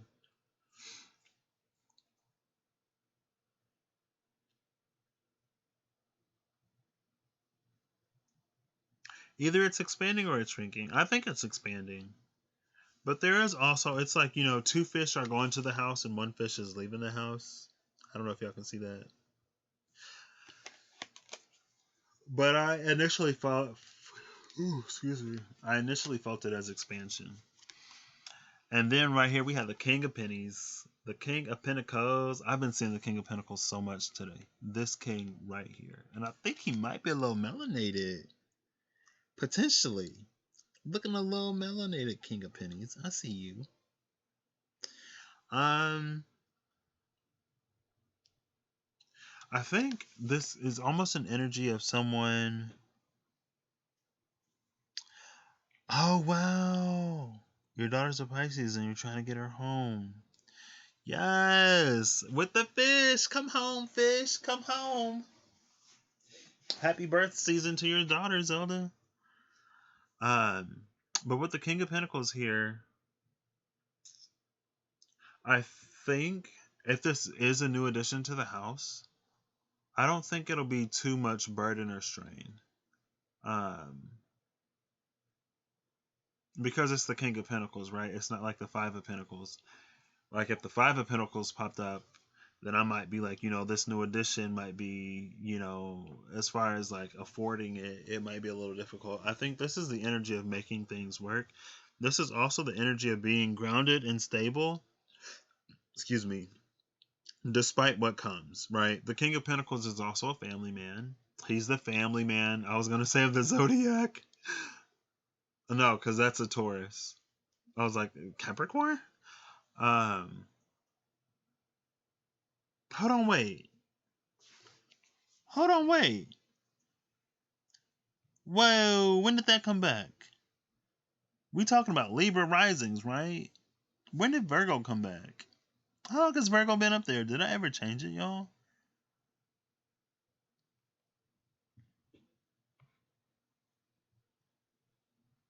Yeah, Libra rising. I don't know when Virgo popped back up. I was like, what? But I think like this, he can take a few additions. He got the pinnacle for it.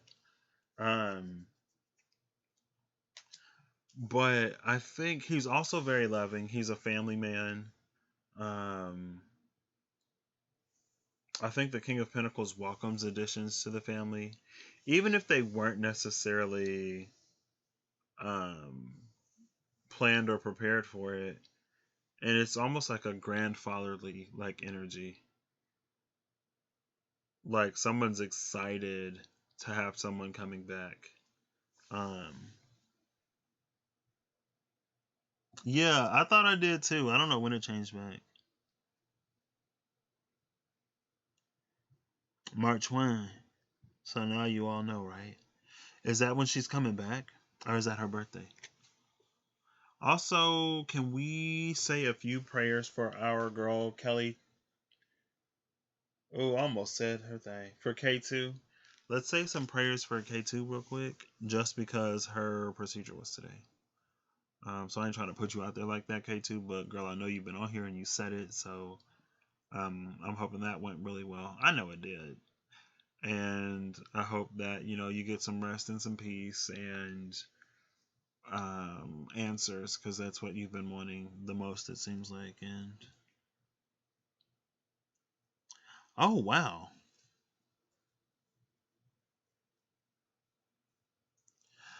The fish in the houses. Thank you, Miyoshi. Because, yeah. And she didn't eat all day yesterday. She said she couldn't eat for a full day before the procedure. I was like, a whole day? I die. You see how big I am? Okay, let me stop. So now I have the thinking woman upright and second chakra archangel Ariel in reverse. Second chakra is a 36 and this is a 47. 11 and 9. 11 and 9 is 20. But her birthday, okay. March 1, got it. The thinking woman upright and the archangel, oof. Well,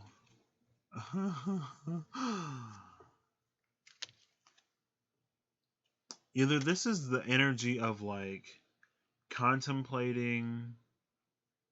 I said these aren't all necessarily the same, but I'm following the storyline. So this could be the energy of like contemplating whether or not this is wise or wanting it. Either way, I think something is being contemplated, something is being thought about. And then this is the energy of the sacral chakra, right? The second chakra is the sacral.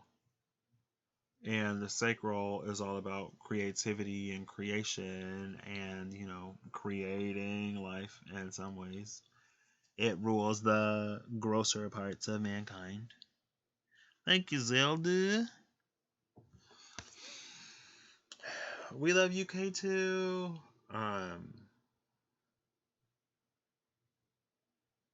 So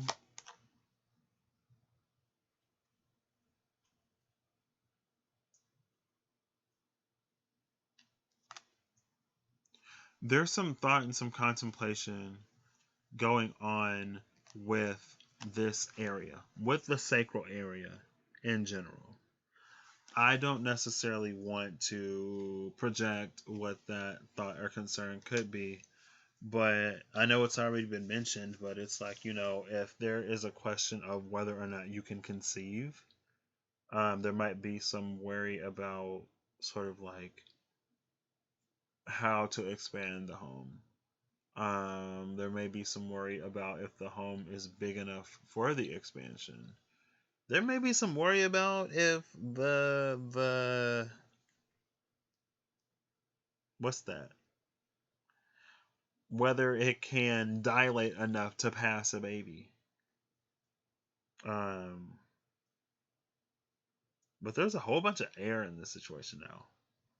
Even though the sacral, what element does that correspond to? I can't remember right now.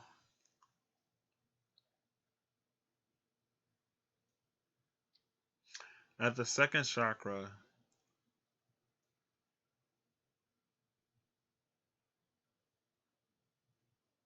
a lot of times at the second center, the question is like, who is my master?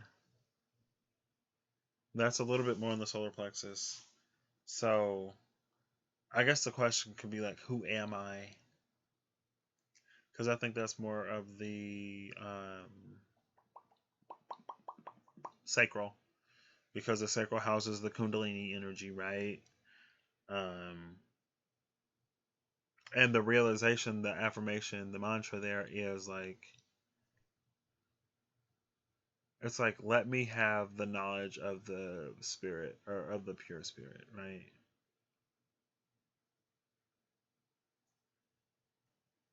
And so maybe there might be a question of identity coming up somehow. I don't know. This is weird. Not weird, but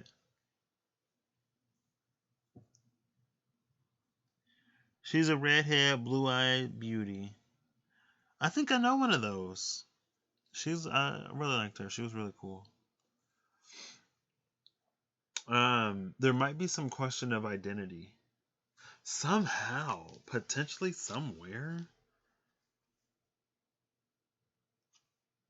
Because it's like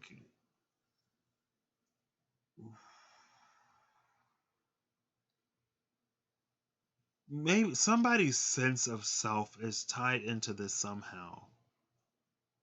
Whether that's a fear that they won't be able to expand the family, or maybe it's like, if things expand, what does that mean? I don't. There's some kind of like not existential crisis going on, but a lot of thought going on somewhere. I can't dig into that. I feel like it could be anything. But the Archangel has your back card is the presence of love will always cast out fear.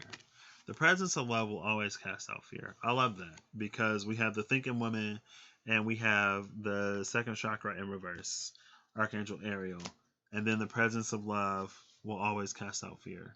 So, regardless of what happens, I think pull close to the ones you love for support, especially if this is a woman going through this, because I know for some women, excuse me, even for men, because men can have fertility issues where they're trying, but just like love on each other right now, because it's being called for.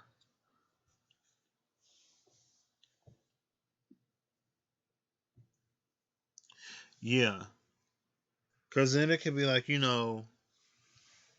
with the sacral in reverse, it's like, I wasn't necessarily trying to create this. I wasn't trying to give birth. And then with the thinking woman, it's like, how does this change things? But love is the answer. Like, love that baby. Maybe. I don't know. The card that comes out, is this Ariel? This is Ariel. Ariel, where was Ariel? Is this Archangel Ariel? I was like, oh, what if Ariel pop out? Archangel Ariel. It is. And the Energy Oracle card. And then the Ace of Ariel comes out. It's your lucky day. New resources of money, time, or support. A change in job or promotion. A change in job. So things might shift a little bit. But some people say there are no mistakes. You take it as it resonates. But Ariel came back out again. So at first Ariel was in reverse when it came to the sacral, but then the Ace of Ariel came out, which is like an Ace of Pentacles type energy, I believe. And then you had the King of Pentacles come out holding that big old pentacle. It's your lucky day. New resources of money, time, or support. New resources. Maybe there'll be a way that like you can still do what you need to do. You do question your spirit animal. But for real though, I'm not playing. What do you mean you question your spirit animal? I don't really have a spirit animal. I like sloths, pangolins. I saw something that said pangolins may be carrying the coronavirus. I said, what? Not the pangolins? Elephants. Elephants are my new animal. You're going to have her listen to this. Well,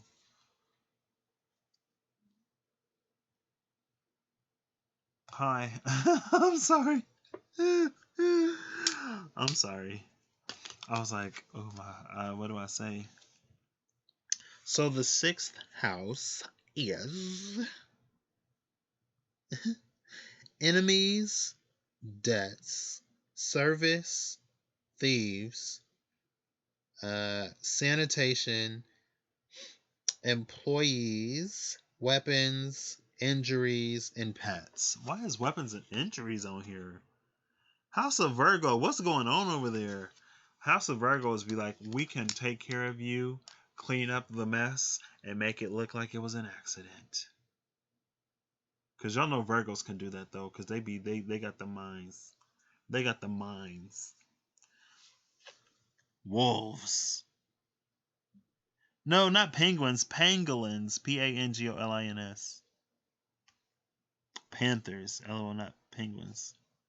Wolves. Wait, what are you talking about? Oh, the spirit animal.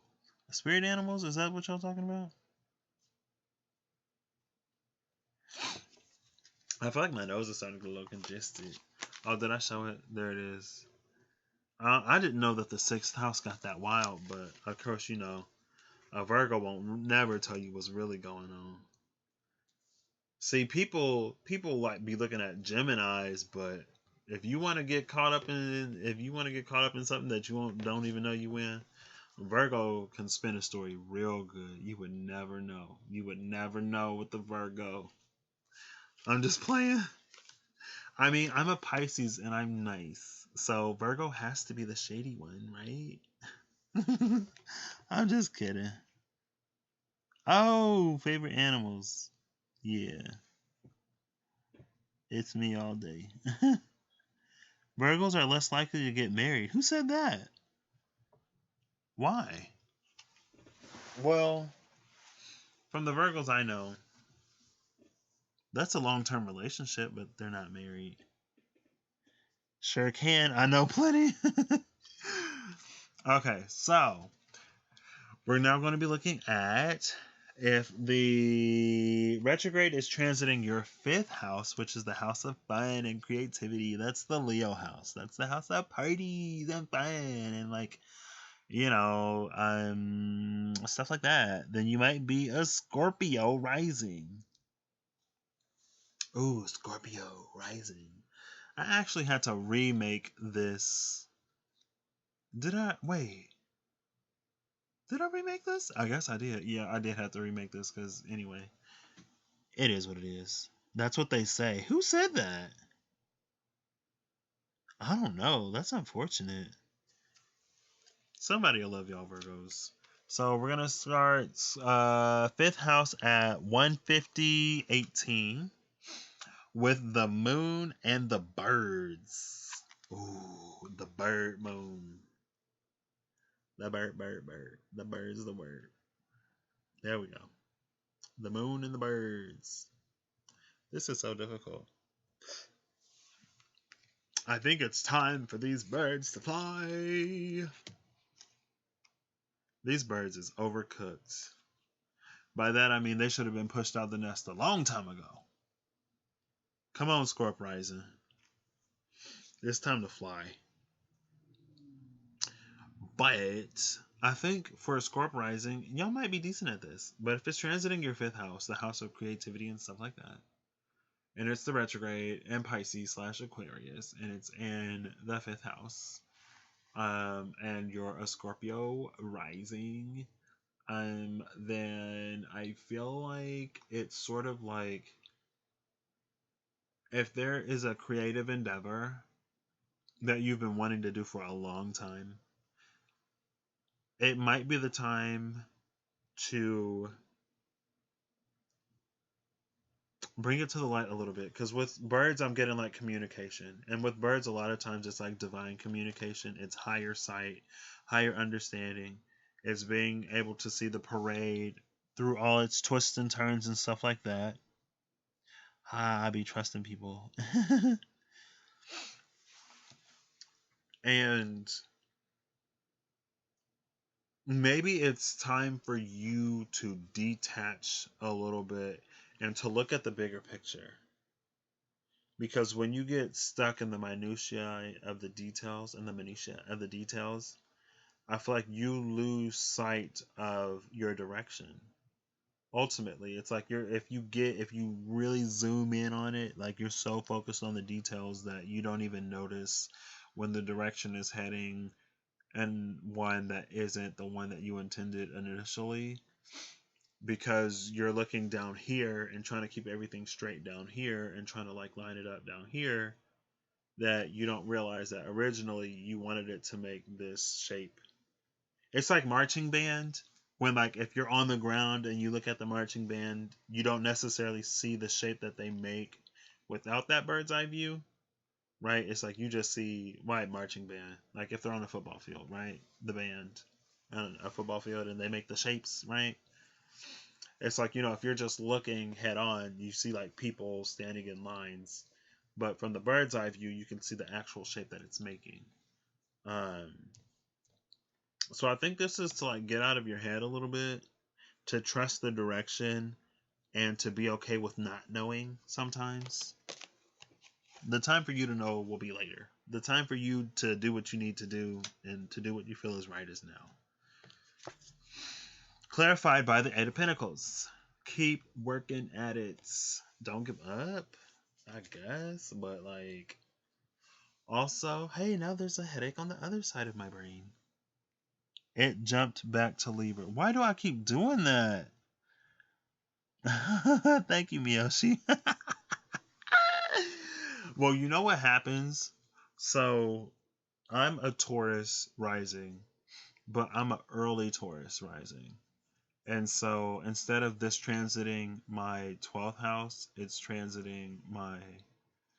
Well, depending on how your houses is set up, like if you're born at a later degree or an early degree, and if you have intercepted signs, then it'll change your house placement. So maybe there's a Libra rising where this is actually transiting your fifth house because of your degree. Maybe not. I don't know. Go by the houses. I just made the graphics for the signs, so that's why I'm using them. Because I was like, wow, I already did the signs, but I'm not even talking about the signs, and I want to use these. So thank you for letting me know, though, Miyoshi. Thank you for letting me know. But with this Eight of Pentacles, I feel like maybe this is something that you've been working at for a long time. This is something that you've planned, and I love how this kind of sort of got away from like retrograde energies in general. But it's like something that you've planned, something that you've been working towards for a long time, and now it's almost like, from a bird's eye view, I think things might be shifting, and you can feel the shift, and you can feel the move with that moon card, but you don't see it. All you know is it's not going according to plan, and I think it's because you're too deep into it. Like, I don't know if this person is using a magnifying glass. I think they are. Yeah. Like, remember when I was like, don't look at the minutia of the details. Look at how he's looking at that pentacle. He inspecting that thing like y'all probably can't even see because it's blurry, but he all up in it. And it's like, take a step back, Scorpio rising. Don't be so controlling all the time. Gosh, like, take a break, take it easy. Potentially.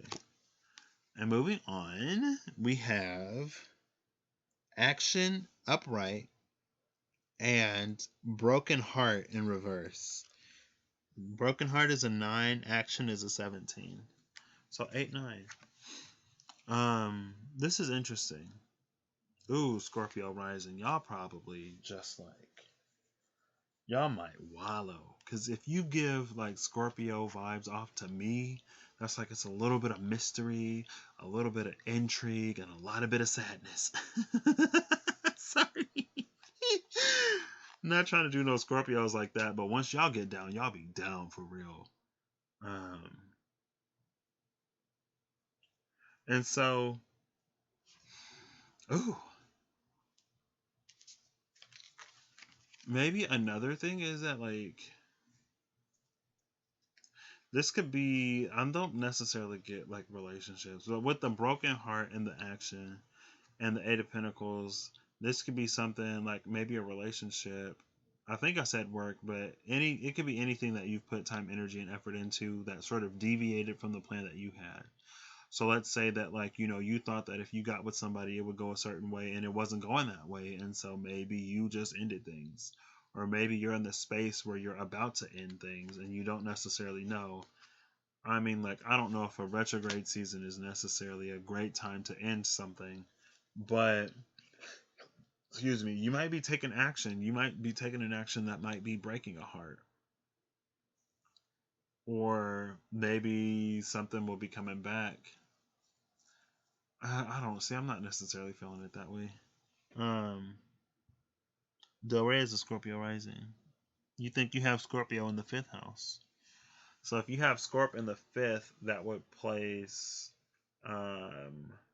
Pisces in about the 9th. And Scorpio, no. Yeah, Scorpio, Pisces, what's in there?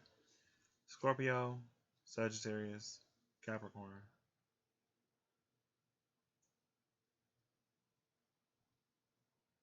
Are you a Cancer rising, Zelda? No, I don't know. I don't know. Interceptor signs. Anyway, this is like,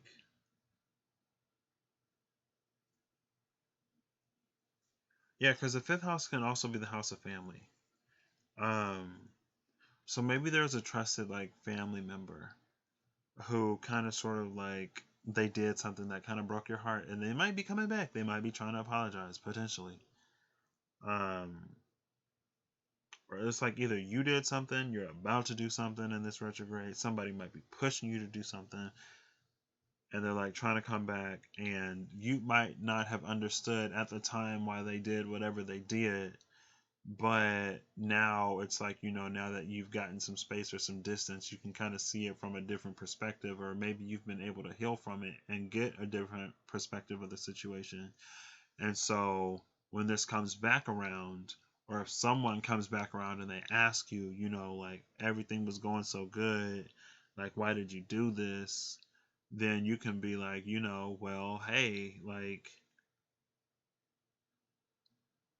it wasn't really going anywhere. If that's, you can explain it, whatever happened. Um, oh wow. Yeah, I feel like somebody might come back after you've done some healing. And it's like sometimes it's like, after you forgive and after you heal from a situation, like you're able to move on. And then after you begin to move on, then that person comes back. My chest is warm. And after you heal from the situation, then it's like the person comes back and you might already be in a space where like you don't really want to hear it, but it's like, are you going to give them the opportunity to make that apology or to inquire? Um, right? Because if you're really healed from it, I'm not going to say you owe it to anybody, but if someone gets some type of closure just by like stating their side, you don't necessarily have to forgive them, but giving them the opportunity to just like, say what they got to say. Potentially, maybe, I don't know. Let's move on. Because some of these, I'm just like, it could be anything. It says, my faith has the power to turn trauma into healing, conflict into growth, and fear into love. My faith has the power to turn trauma into healing, conflict into growth, and fear into love. It's funny how I was just talking about healing. Here we go. So maybe this is confirming it. Because I feel like this was kind of a different story earlier on. Right? When it was like, if this is something that you're working on, something you've been putting a lot of time into, if it's been diverting and you don't know why, let it do what it's doing. But then these come out, and I'm like, broken heart in action. Somebody might be coming back. Maybe you did some healing after. Maybe that is this Eight of Pentacles work that you've been doing. That's the Eight of Pentacles work that was being done, was like some healing from this trauma. And now that you've healed from it, you can begin to see the lesson in things that you didn't understand before. And it's like time heals all wounds, right? It was kind of sort of a matter of time, time and effort. But through that healing, you've turned the trauma into healing, and the conflict into growth, and the fear into love. It might be being tested. Like, let's see how much you've really healed from this. Ariel is coming out so much. Then we got the Three of Ariel. The Three of Ariel says, do what you love. A time of great personal growth in your career or artistic endeavors. Working with others in a cooperative manner. And that Three of Ariel. Womp womp.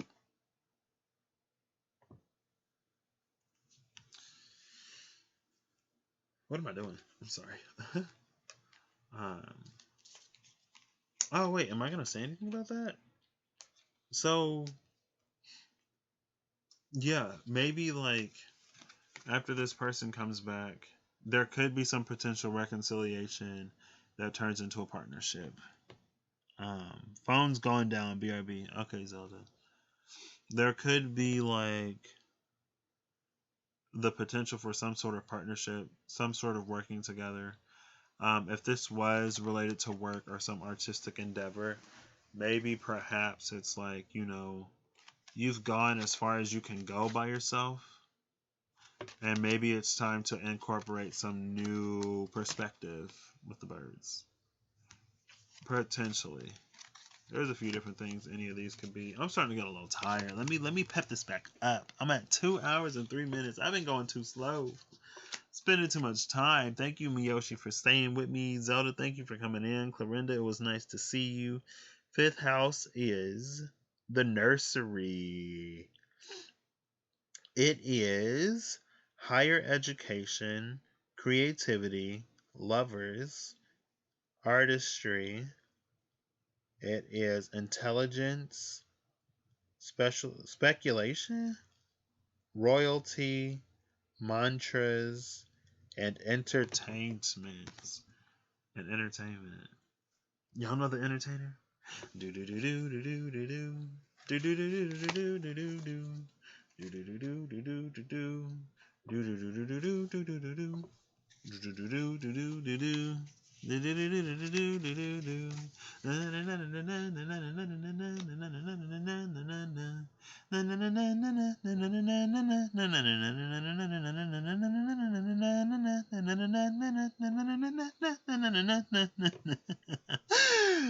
that Scott Joplin? Maybe not. So, next, moving on to the fourth house. If Mercury in retrograde is currently transiting your fourth house, then you might be a Sagittarius rising. Potentially. I love saying potentially. And it is now 2:05:05. We'll just say 2:05:05. Oh, we have the Clover and the Rider. This could be a swift change of luck. Or maybe someone delivering a message. This is a swift change of luck either way. Whether someone's delivering that message or I don't know. Things are about to turn around quick if this is transiting your fourth house. The fourth house is a house of family. With that's the Cancerian house. Maybe somebody. Oof. Well, this could be another. Well, I don't know. You a Sagittarius rising. I'm not gonna say this could be another addition to the family. Maybe somebody bringing good news. Somebody could be bringing good news. Either your luck is changing or the luck of somebody in your life could be changing, and they're bringing good news. There we go. Excuse me, let's get into this. With the Hangman, potentially in an area of your life that has not seen any movement for a long time. Maybe when last time Mercury went retrograde, maybe something stalled and it's about to move. Or maybe there's something that you've been working on and it seems like you haven't been able to make any progress. But then it's like somebody's like, I'm going to throw you a bone. I'm going to throw you this pinnacle. The crow up there. The crow's like, I'm going to throw you this bone. I'm going to throw you a pinnacle. And they're like, oh my gosh, thank you. Like all I needed was an opportunity. Like I can do this. Like I'm so talented and so like creative and all of this, blah blah blah blah blah blah blah whatever. All I needed was the opportunity. Thank you for giving me the opportunity. I'm about to blow y'all away. Like I got this. Trust me, I got this. Like this could be your break. Potentially, you can get a big break on something that you've been putting a lot of time and energy and effort into. And it's like, doors have been closing in your face left and right, and you haven't given up. I don't know why this is doors closing in your face, because they get this close to hitting you in the face. I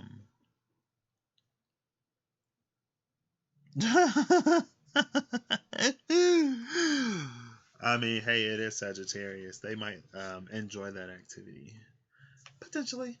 But yeah, I think there's an energy of like a big break potentially. And then we have Victory, oh snap, with adjacent possibilities in reverse. Adjacent possibilities is 24. Victory is 28. That's my number. Clorinda is the 24th and I'm the 28th. Oh my gosh, Clorinda, shout out to you. Victory and adjacent possibilities. It's getting a little later, so I'm going to try to tone my voice down a little bit. Because I ain't trying to have my mama coming back here yelling at me and talking about you too loud back there. I'm like, okay, mom. I was only 9:39. So yeah, like I think this could be your big break. And with adjacent possibilities in reverse, I think it's like, when this thing begins to move, you're sort of gonna like realize it's kind of like an all or nothing. Like once you get this opportunity, if you've been talking yourself up to be like this huge whatever, let's see how long my hair is getting. Then like I think it's time to put all your eggs in this basket.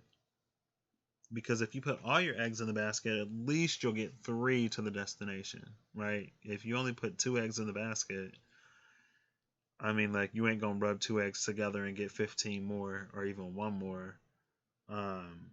It's just like go full force. Give this your undivided attention, especially like if this is something that's been a long time coming. Because I think to divide your attention and to divide your focus would be to risk this victory. And I think after this victory, you might be considering alternatives. Like your plan B, C, D, E, F, G. Plans B, C, D, E, F, and G. But it's like, once you get this victory, then all of the other ones, like, you can basically put away because you won. Congratulations. And Leo rising. Sagittarius and Leo rising, like, I don't remember what Aries rising. Well, it's transiting y'all 12th house if you're Aries rising. So hey, that could be anything. But Sagittarius and Leo, y'all seem to be in a decent place, potentially.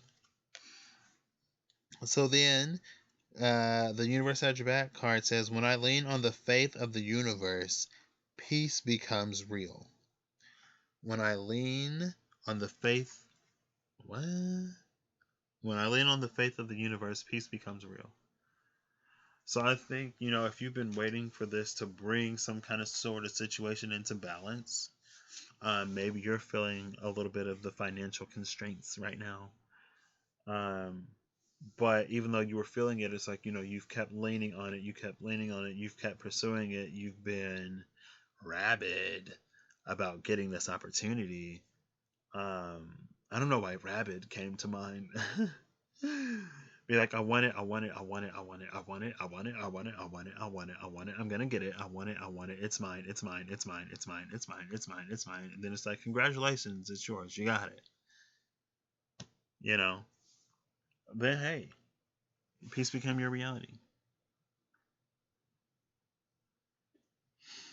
See you later, Zelda, no problem. And it happens, girl. All the best. Have an amazing night. Thank you for stopping by. I appreciate it so much.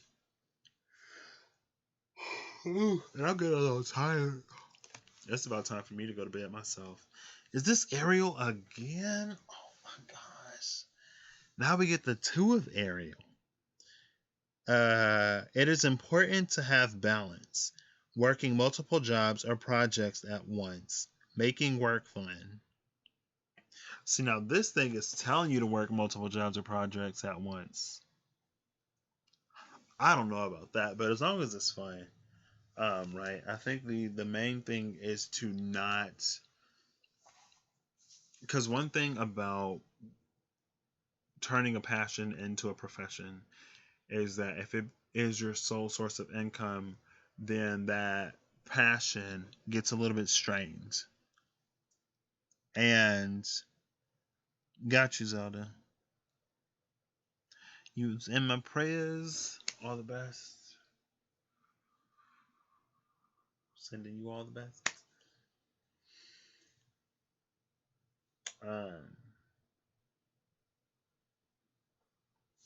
Once you put like you're all into the, I think like you want to make this happen, but you don't want to stress it. You don't want to squeeze the life out of it, right? You want to keep it fun. So as long as you're enjoying what you're doing, I think you will be a-okay. Where did I put that water? I put it down here somewhere, didn't I? 1 second. I need to find this water. I thought I put it down here. I'm thirsty. I'm thirsty. Here it is. Have I buffered it all?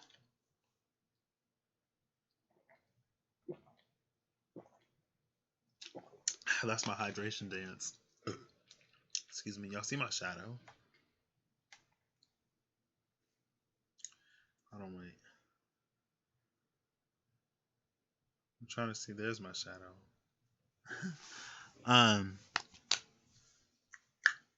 Yeah, keep it fun. Don't strangle it. Even though, because you don't want to burn out either. And you might, I think the balance in this card is like once you actually begin to do the thing, like once your chance actually comes, I think, in order to maintain that sort of like equilibrium. How far back is this delay? How long is this delayed? I saw myself waving and I stopped waving like a minute ago. What?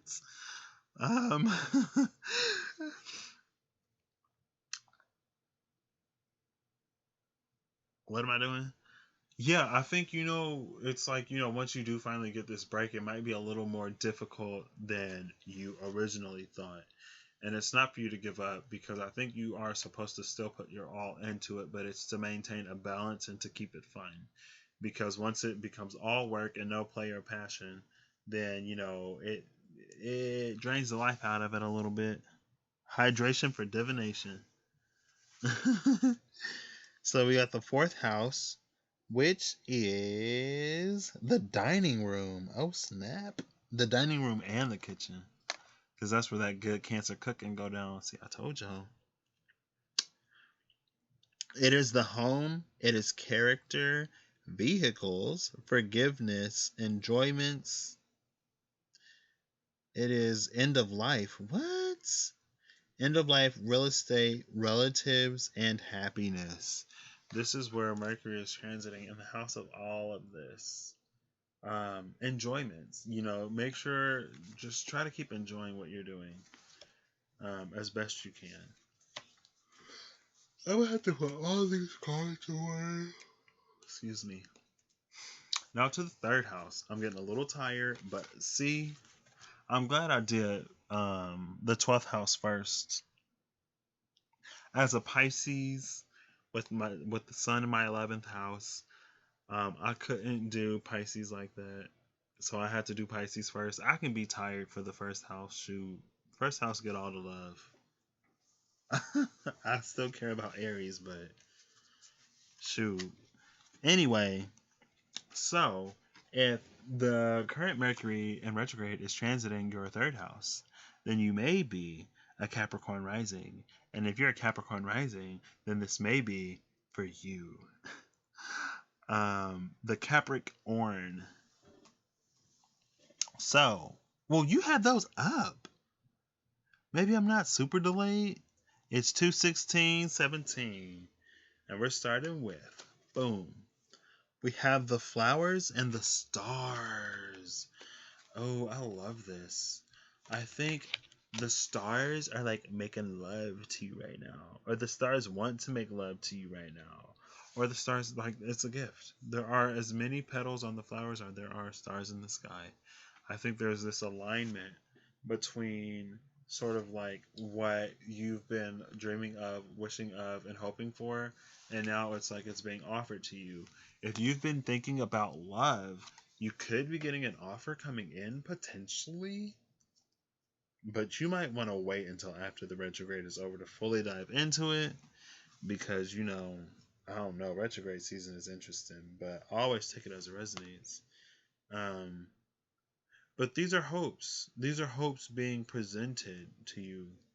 Hopes and dreams being like, just like freely given as an expression of love.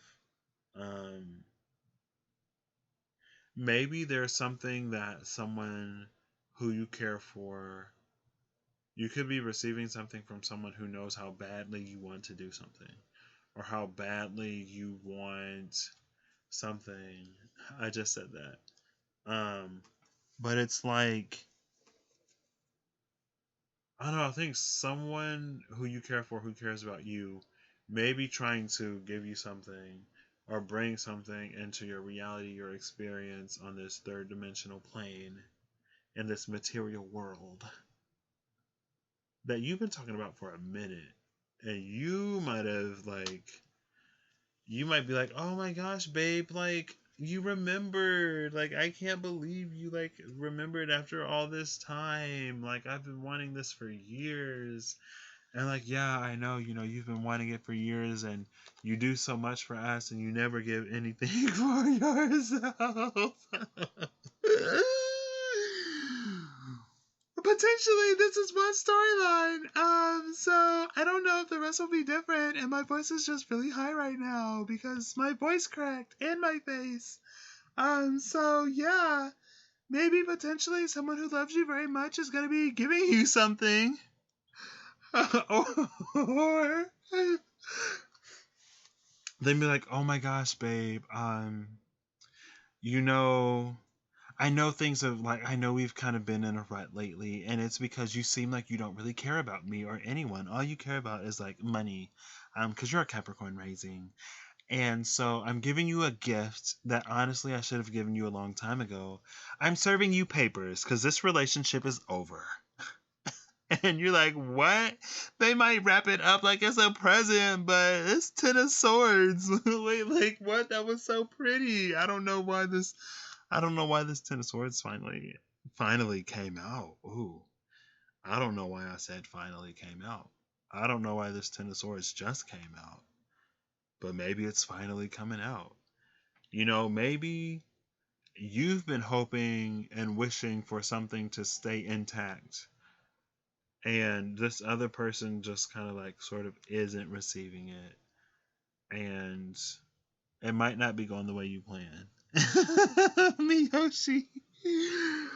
Girl, I was just like, Ten of Swords. What? But this could also be an end to sort of like rough and troubled times, right? Potentially. If you take advantage of this energy to go back and to right wrongs and to express how much you love and care about someone that you spend a significant amount of time with, I feel like potentially as a Cap rising, some people may think that you're a lot more serious and a lot more dry than you actually are. And it's like, it's just your first impression. It's not who you actually are. If you a Capricorn sun or a moon and rising, then or if you got Saturn strong in your chart. I know, right? I'm so sorry. But it might be the end of a bad cycle too. Let's say that this person gets you a thing that you've wanted forever, or you get someone something that they wanted forever.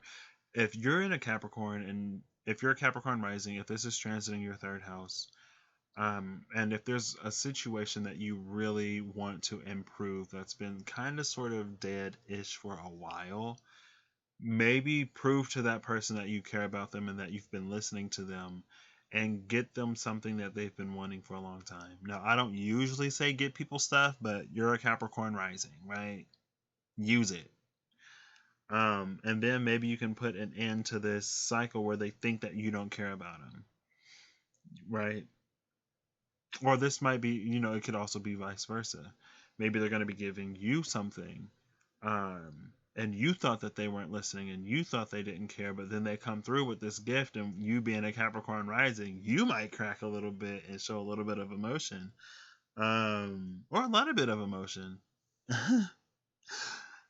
And that it could be the end of a cycle. It doesn't necessarily have to be a rift in the relationship. This is Gemini energy with the Ten of Swords, right? And the third house is also Gemini energy. You could be dealing with a Gemini potentially, right? And if you're dealing with a Gemini, oof, they probably talk. Oh, I don't know why. If you're dealing with a Gemini, they might have told you a lot of stuff, and so you don't necessarily know which route to go. So if don't come asking me. Go ask your favorite reader who is super, intuitive. What should I get this person? Because if it's a Gemini that you're dealing with, I don't know. Hopefully you've been listening and paying attention. But yeah, and then the cards we have here, we have the Door to Spirit upright, and then we have Blossoming Abundance in reverse. This is 32 and 3. 32 is the Door to Spirit. Blossoming Abundance in reverse is 3. Drop the 3, you get a 2. It's just us, babe. Cut out the third party. Maybe they want you to cut the third party out, and you can finally do that, and it's just the two of you in a relationship, Cap Rising.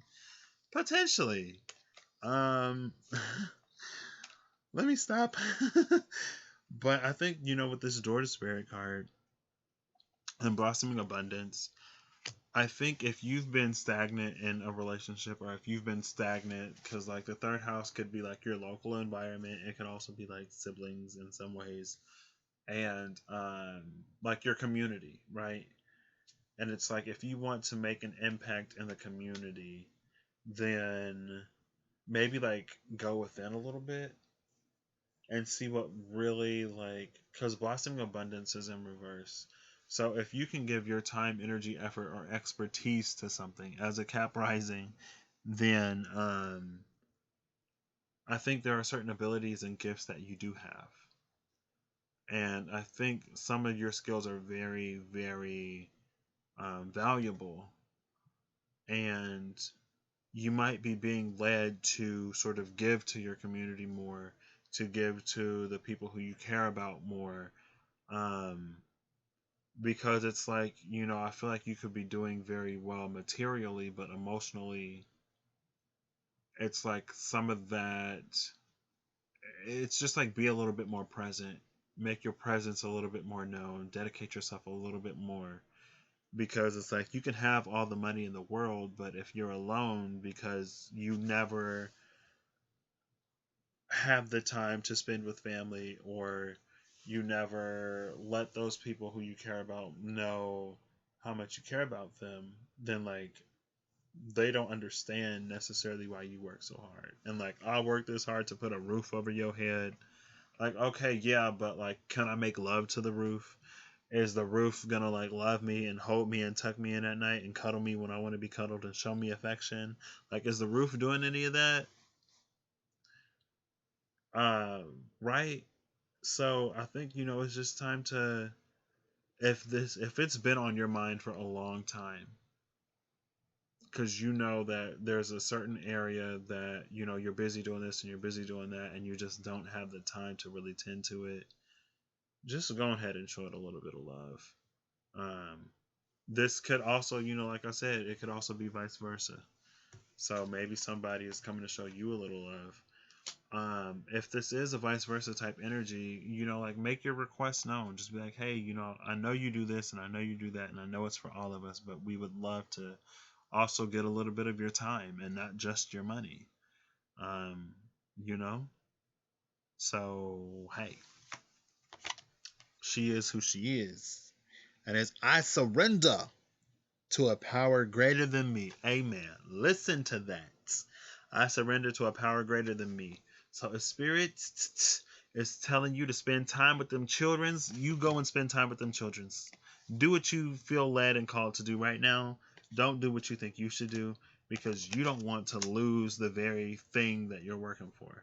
And again, I'm talking about this in the context of family, but maybe it could be in the context of a job where you're not necessarily giving your all at work anymore, right? And they might be coming up on evaluations, and it's like, well, the work been slacking, he been missing, like been late, been slacking. It's hard to see why we should keep you around. Um, and if you're like, man, I should do a little bit more, I should do a little bit more, do it, because you never know what's coming. They could be having surprise layoffs, right? And then you'd be like, ooh, this is in reverse. I'm kind of curious to see why. Ooh, perspective in reverse. This is the only card in reverse. This is interesting. You ain't looking at it right. Your perspective then got all skewed. Um, but like, if you're getting the feeling to do it, go ahead and do it, because you never know what's coming around, right? They could be looking to promote somebody. They could be looking to let go of somebody. Whatever you feel led to do, do it. So perspective upright is Archangel Camuel. There's a better way. Pause for reflection and insight. Dare to be different, but it's in reverse. Don't be so stuck. Even though Capricorns are, y'all is cardinal, but y'all are also Earth, so y'all can be stuck in your ways. Don't be so stuck. Because the way that you usually handle a situation, maybe there are patterns that would repeat because you will always handle situations the way you handle situations, right? And with this retrograde, it might be like, you might get an opportunity to really see the result of what happens when you handle situations the way that you handle them. Like, let's see how, let's say that you bump into an old coworker, you bump into an old person you used to date. Like, let's say, like, this is about a relationship and you're in a rut in your relationship and you run into somebody that you used to date and you're like, hey, like, why didn't we work out? right? And not in a way that you want to get back together with them, but in a way that like you're coming across the same problems. Like, hey, like why didn't it work between us? And if they're like, oh well, you were kind of a workaholic, and like I know your work is important to you, but I didn't want to be second. I wanted to be first, and the money that you made didn't matter to me if I never got to spend it or enjoy time with you. So I left because I wanted a relationship with a person, not with a bag of money. Um, and so then you might be like, wow, this whole time I've been coming at it from this perspective that I'm showing my love because I'm working so hard for you. But if you don't feel it or take it that way, then maybe I do need to change the way I handle this so that, so my feelings actually come through. Take it as it resonates. So the third house energy. This is the library. The library. So it's courage, it's communication, enterprise, short journeys, willpower, correspondence, friends, memory, and hearing. I don't know why I read it like that. There you go. You can see all of it right there. Friends, corresponding, hearing, journey, short journeys. Right. This is all enterprise. Mercury is very enterprising. Wow, you got Capricorn. And then the third house energy. Well, Capricorn rising. That's about business. Mercury is about like trade and commerce. And then you get a freaking well, you got a Mercury is in that space, but it's in retrograde, so maybe at this time, watch out for businesses. Maybe don't do too much business right now because Mercury is in retrograde and this is happening in your third house, the house that Mercury rules. So Mercury is in its natural home, but in retrograde. So,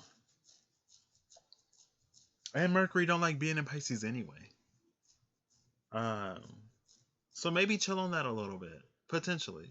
Spend a little bit more time with the family now. Go back to the business after the retrograde.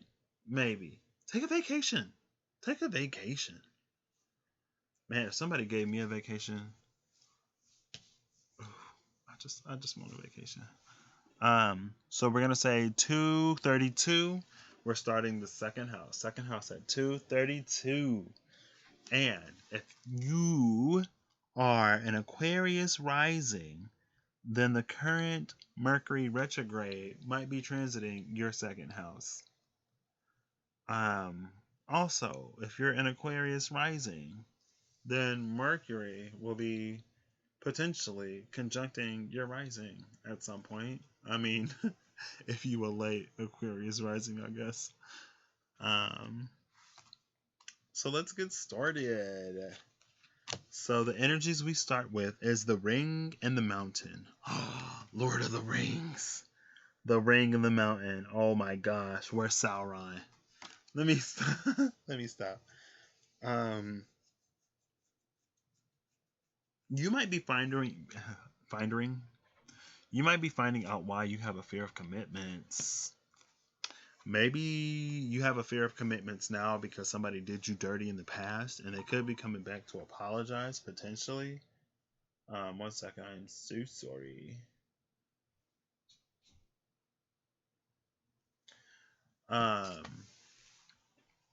You could be coming back.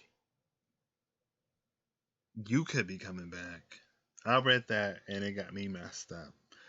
If you have commitment issues, that person, and it's related to a person because it's like everything was going so well and then they just left me. And now I can't commit to anybody because I don't want to be left like that. Or I thought we was committed, but this person was with somebody else the whole time. And now you got issues because they was doing you dirty. Yeah, with these retrograde energies, you might be getting a chance to revisit the situation. It's like, I'm getting extra silly as I get to the end because I'm so tired. 2, 3, 4. Oh snap! On the clock. Girl, what if you got these timestamps and I upload this and it shorten the video? You said it didn't buffer though, so they should still be pretty on it. But with the ring of the mountain, it's like for some reason I'm getting the energy of a fear of commitments. This is 21 and 25. I haven't been reading any of the other numbers because I forgot. I'm sorry. But if a 21 is significant, if 25 is significant, that's a 7 and a 3, which would be a 10. 2, 5, 2, 1 would be what? A 46, which is a 10. But yeah, I'm getting like there's a commitment is a blockage. Maybe you might find out somebody married or in a commitment already. Maybe. I don't know. Let's flip this card. Oh, we got the Three of Wands. The Three of Wands. The Three of Wands speaks to journeys. And it's like this is continuing a journey, right? So I was saying, like if why do Pisces get so silly when it's late and we tired? Girl, cuz we're going home. That's why. We kick them back, we unwind, and we going home. We slipping into the Neptunian energies real nice, getting into them Jupiterian energies. So with Jupiter, we get happy. And with Neptune, we get weird. And this happy and weird combination is just like, I'm not even going to go there because I'm keeping this video up. But that's why potentially. This is the energy of continuing something, like picking it back up. Maybe with the ring of the mountain, maybe there was an amount of time that you devoted to a specific person or situation, a person that you were engaged with or married to for a period of time. But there was like this separation, there was this blockage, there was this point in time in which you walked away. Now maybe you're going to be taking up a wine and continuing it. What you don't want to do is take your baggage somewhere else. And so it's almost like, you almost had a house. You almost had a Four of Wands in this picture. You almost had four. But like, you know what? I'm going to take this one and I'm going to go somewhere else. Now, what you don't want to do is take your baggage and your trauma from one person onto the next person necessarily. Maybe not wise. So, travel accordingly. Because a suitcase full of clothes is not going to fit in the overhead compartment no matter how many different ways you try to flip it. Leave some of the baggage behind. Excuse me. But yeah, or maybe somebody else like broke it off after a long time and they might be trying to come back. I don't know. Let's pull these cards. The Karmic Kazides. With this door to romance, I'm done. It is the Temple Path in reverse and the door to romance. The Temple Path is 12 and the dirty romance. Ooh, dirty romance. What? The door to romance is 33. So this is the energy of 333. Maybe look up angel number 333, or maybe you've been saying 333 a lot. Because we got the 1, 2, which is a 3, and then we have the 33 in the door to romance. So, I feel like if this romance takes you off of your temple path, I would personally say it might not be the one. My body is a temple. Your body is your temple, and the temple path is the path to you honoring your body. Like let's say that you was with somebody and you were so stressed that your health went to crap just because they had you so stressed.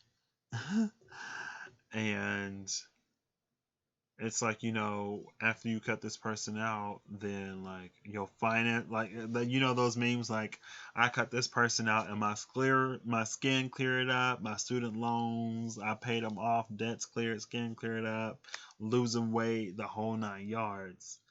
And then it's like as soon as they come back, like you think the romance is there, but like you break out again. All of a sudden you right back in debt.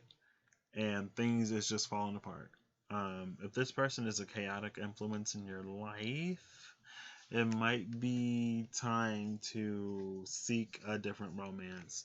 And like I was saying, like you don't necessarily want to take the hurt and pain and baggage and trauma from one relationship into another. So if you need time, if you need space, if you need a moment, take that. But also, like,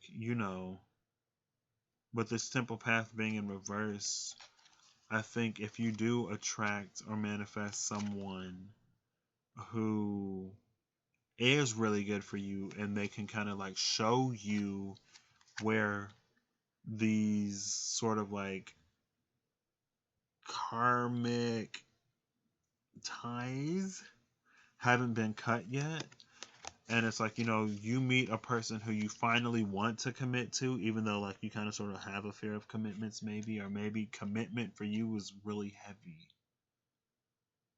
But it's like after this person, potentially you want to like really heal all of that because of the romance, because of the love that they show you. Then excuse me, get into that healing. So this card says, oh, I'm getting a little tired. Getting a little tired. I can't believe I'm doing this. Why did I think this was a good idea? It's fun. It's been fun. I love coming up with the little graphics and I love clicking them and using them. So I ain't gonna pretend like I'm not having fun and enjoying it. But it says, when I focus on my inner light, I see the world through the lens of love. When I focus on my inner light, I see the world through the lens of love. When you focus on your inner light, you're taking your attention away from the darkness and from the pain. I think if you focus on your inner light and you see the world through the lens of love, you'll also begin to see the different areas in which your own perception has been tinted because of your past experiences. And in that energy of love, when you attract love, there might be this hesitant moment where it kind of freaks you out a little bit. But I think this is to sort of highlight the areas in which you need to go back and do a little bit more healing. So don't be afraid of a little healing. Don't be afraid of opening your heart a little bit. If you got some aspects to the second house, maybe, I don't know, think about it. The Knight of Ariel. Is all of these Ariel? The Knight of Ariel is trustworthy, understanding, devoted, and funny. So if you meet a trustworthy, understanding, devoted, and funny person, devoted and trustworthy and understanding, it's like, this person will get it. But speak it, be honest, make it known, make it plain, make it clear. Because, they might be sent to help you heal a little bit. And they might be understanding of the fact that, like if you're like, I have these issues around the ring because man, I tried to get into Lord of the Rings, but I'm too tired to even make that kind of whatever. But like even Smeagol learned to trust by the end of the movie. And Gollum ain't even Gollum. Gollum is actually Smeagol. And Gollum, he had his own issues. Gollum had his internal battles and his internal conflicts, but they knew that about Gollum, right? And Gollum still gave him the ring. I think there was a moment in time where he almost sort of went after it. And I ain't seen the movie in a minute, so I can't remember fully what happened to Gollum. But, after a second, Gollum had some friends. Or Smeagol. Smeagol had some friends. Um, but anyway, so it says, there is so much to accomplish. Make a very detailed plan, being watched over by someone kind. Someone has your back. Someone is understanding. And they might be a little bit more understanding than, thank you, Mia. Look for the Sam, you know? Even when you having, the ring is getting to me moments. And like even when you standing at the edge and you can't throw the ring into the fire to let it burn up. And your Sam is right there. It's like Lady Gaga was saying, because I just saw it on Twitter. It froze. Oh no. Let me know when I'm back, Miyoshi.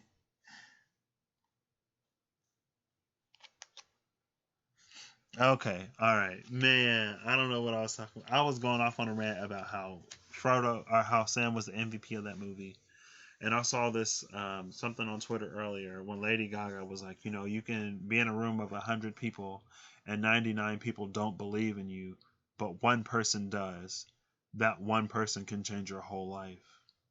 Um, so shout out to the Sams, where even when Frodo was going through his moments, when Frodo's inner Gollum was about to take over, but Sam was there to be like, no, like Mr. Frodo, remember who you are. I believe in you, Mr. Frodo. You can do it, Mr. Frodo. I'm sorry.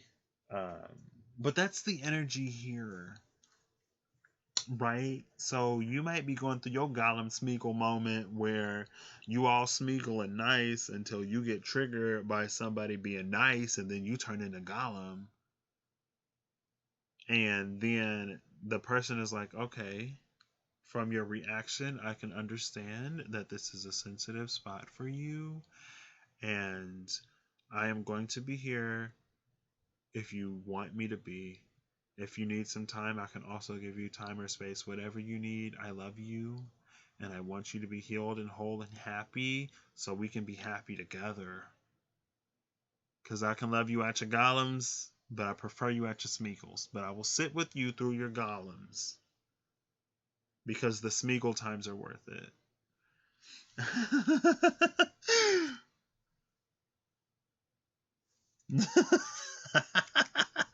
Miyoshi.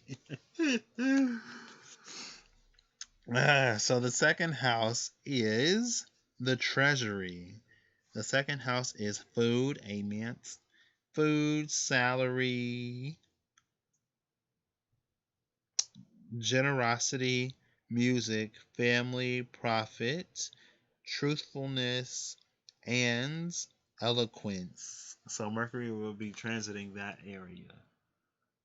Keep your maybe clean your diet up a little bit because food was on there. Eat a little bit better. Eat one green a day. One thing green, one fruit at least a day. One veg, one fruit a day. Treat your body right. Treat your body right, your mind get right. When I treated my mind right, or when I guess I treated my mind right, my mind started treating my body right. So last but not least, if you're a Pisces rising, then this transit could be the Mercury in retrograde could be transiting your first house. And then potentially it could be going back to your 12th. Potentially. Again, it's going from, I would look it up to confirm because I only looked at it like 2 times. But I believe it's going from like 12-ish degrees in Pisces to 28-ish degrees in Aquarius. So a transit can always happen between 2 houses. For me personally, this is firmly happening in 1 house. But it's possible that it could cross a line and the energy can move from one into the other. So we're going to start this at 2:48:30. First house, and we're starting with the dog and the storks. I love it. The storks and the dog. The storks bring change, and the dog is loyal. This is 18 and 17. Interesting. 17 and 18. Yeah. I think either your loyalty to someone will bring change or someone's loyalty to you will bring change. This could be somebody finally getting out the friend zone. And I think I might have said that before. First house, Pisces rising, me. Something about loyalty and change. Because the storks don't give birth, but they bring the babies. And look at all this lush green and white energy. There's this energy of like abundance with all the green and of purity with the white, right? It could be also like spiritual, maybe spiritual abundance. And part of your spiritual abundance is this sort of like, It's like you've suffered enough of the dirty dogs. Now it's time for a good dog. And not like, men are dogs, dog, but I'm like, loyal. Some people are like, men are dogs. And someone's like, oh, but dogs are like loyal and sweet and this. So why would you say that a man is a dog unless he's loyal and sweet? Um, Cancer rising and now in Pisces rising, friend zone again. But this is like a good friend zone, I think. Oh yeah, because that was the coffin in the tower.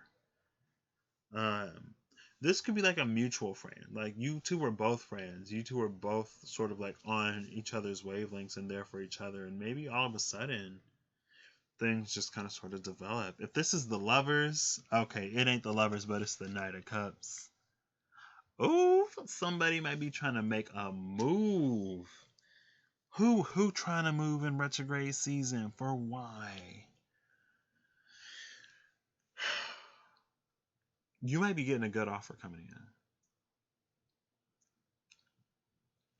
in. And it feels like somebody that you've known for a minute, that you've been friends with for a while. Something that you might love, actually. Someone that you love. And it's kind of decent. It's kind of like, all right. Right? Okay, we got some cards in reverse. So let me hold my breath. So Journey is in reverse with the 2. And then Storm Warning is upright with the 1. We got the 1, 2. Journey in reverse, Storm Warning. Now, Journey in reverse could be that like you've come this far together. And maybe it's because of the journey that you've been on. Maybe it's because of the loyalty and kindness and love and compassion that you've shown each other throughout this journey. Then things might kind of sort of change a little bit. And maybe you've both been sort of like in this space of like, I never really thought about this person in that way. But they're like a solid person. They're someone dependable and reliable, someone I can count on, someone who I know isn't going to dismiss my feelings. We're kind of sort of on the same page. And like, with the storm warning, that could be like a flood warning, like flash flood, too much water. Potentially. I don't know. Let's keep going. It says, I recognize that I have chosen fear and I choose again. I choose love. Maybe another reason why this didn't work in the past is because you could have had a fear of commitment. I mean, the ring and the mountain already came up. So, if this is going from your second house to your first house, then that fear of commitment, there go my left ear. My left ear is ringing. What that mean? If this is going from your second house to the first house, then you could be like, this fear of commitment with the ring in the mountain could be a thing. But, because of that person who introduces you to this healing, maybe you move to this first house energy where you're like, you've been solid this whole time. And if I had to commit to anyone, it would be you because you've been there with me for a long time. And with you, I can choose love. With you, I'm not afraid. Potentially. It's potentially beautiful. A little too beautiful for a retrograde season, maybe. But good things could still happen. We're in Pisces. Pisces is all about love. They say that Jupiter, I think, or Neptune, but I'm pretty sure it was Jupiter, is a higher octave of Venus. So it still appreciates beauty. It's still like, it's jovial, it's happy, it's love, it's bliss, right? Pisces, it's all about the fantasy. It's all about the fantasy.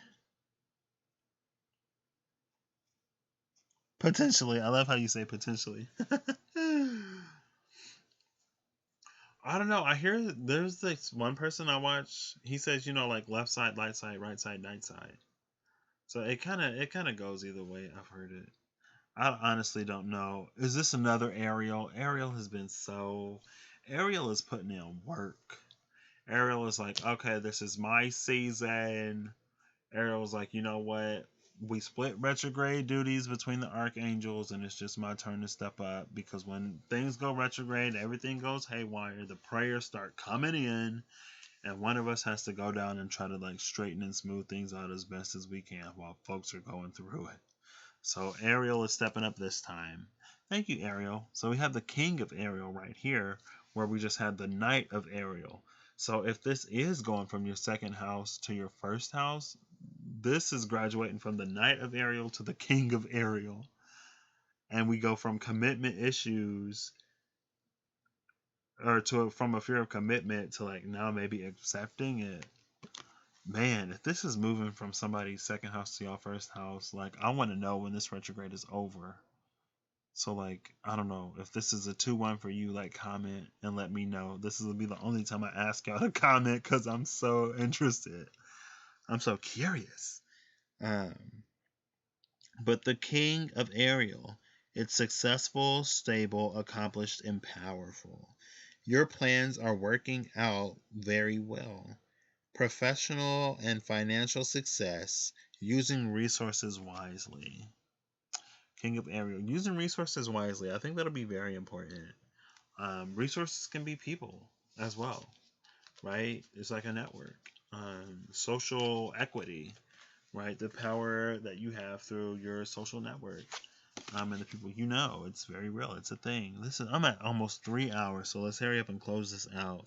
So the first house is the living room, and it is appearance, disposition, it's eccentricities, personality, beauty, strength, constitution, stature, and self-esteem. This is all the first house. If this is transiting your first house, then your whole, I mean, everybody's rising is sort of like getting a little whatever, but maybe like through events that have yet to transpire, you will see yourself in a different light, and someone else will be seeing you in a different light. And because, like, with that retrograde, maybe there's a way that they saw you when they first met that they haven't. Excuse me. Maybe there's a way that they saw you when you first met that they haven't seen you in a while. And it's like, wow, I missed this side of you. The side of you that can be happy and carefree. Like, you're glowing today, beautiful. Like, what are you doing? Like, and you'd be like, oh, I'm not glowing. Like, I got acne and I got back hair. I don't know why back hair came out. But, like, these are all the things that's wrong with me. And, like, no, I can't take my eyes off of you. And then you'd be like, wow. Okay, well, I mean, and then, like, yeah, I don't know why I'm doing all of this, but it is what it is. Potentially. Y'all know I love to say that word. But so this is it. This is my first time doing 12 anything. That's the conclusion. Took me almost 3 hours. So you best believe I'm not pulling all these cards for all these different things again. If I ever do that, I might do it by sign. Or I can do like the fire signs, or I can do it in trios. We got the first 3, we got the summer click, the spring click, the winter click, the fall click. But thank you again, Miyoshi, so much for sticking with me. I'm gonna be closing this down. I have a minute and a half. I'm not gonna make this 3 hours. I can't believe I took this long, but I'm very glad I did this. So I will catch y'all later. Again, I don't know. This is the first time I've done something like this. So I usually don't say comment down below. But after the retrograde, let me know if any of this was like relevant-ish. Because especially like if you're a Leo rising, and if this is transiting your whatever house that was, like I want to know. Like that stuff was popping. Like Beyonce cars flying out, happiness flying out. I was like, what? Ain't nothing bad here. Anyway, I'm at 2 hours, 59 minutes, and 20 seconds. Again, thank you, Moshi, so very much for sticking with me. Thank you, Zelda and Clorinda, for making appearances. Thank you, whoever is watching. I'm sure somebody is in here in the room, but not speaking. Oh, only 2 people. Okay, so ain't too many people just lurking today, which is fine. I don't necessarily mind it. But, I'm going to catch y'all later. And have a good day. Have a great evening. Have a good life. Bye.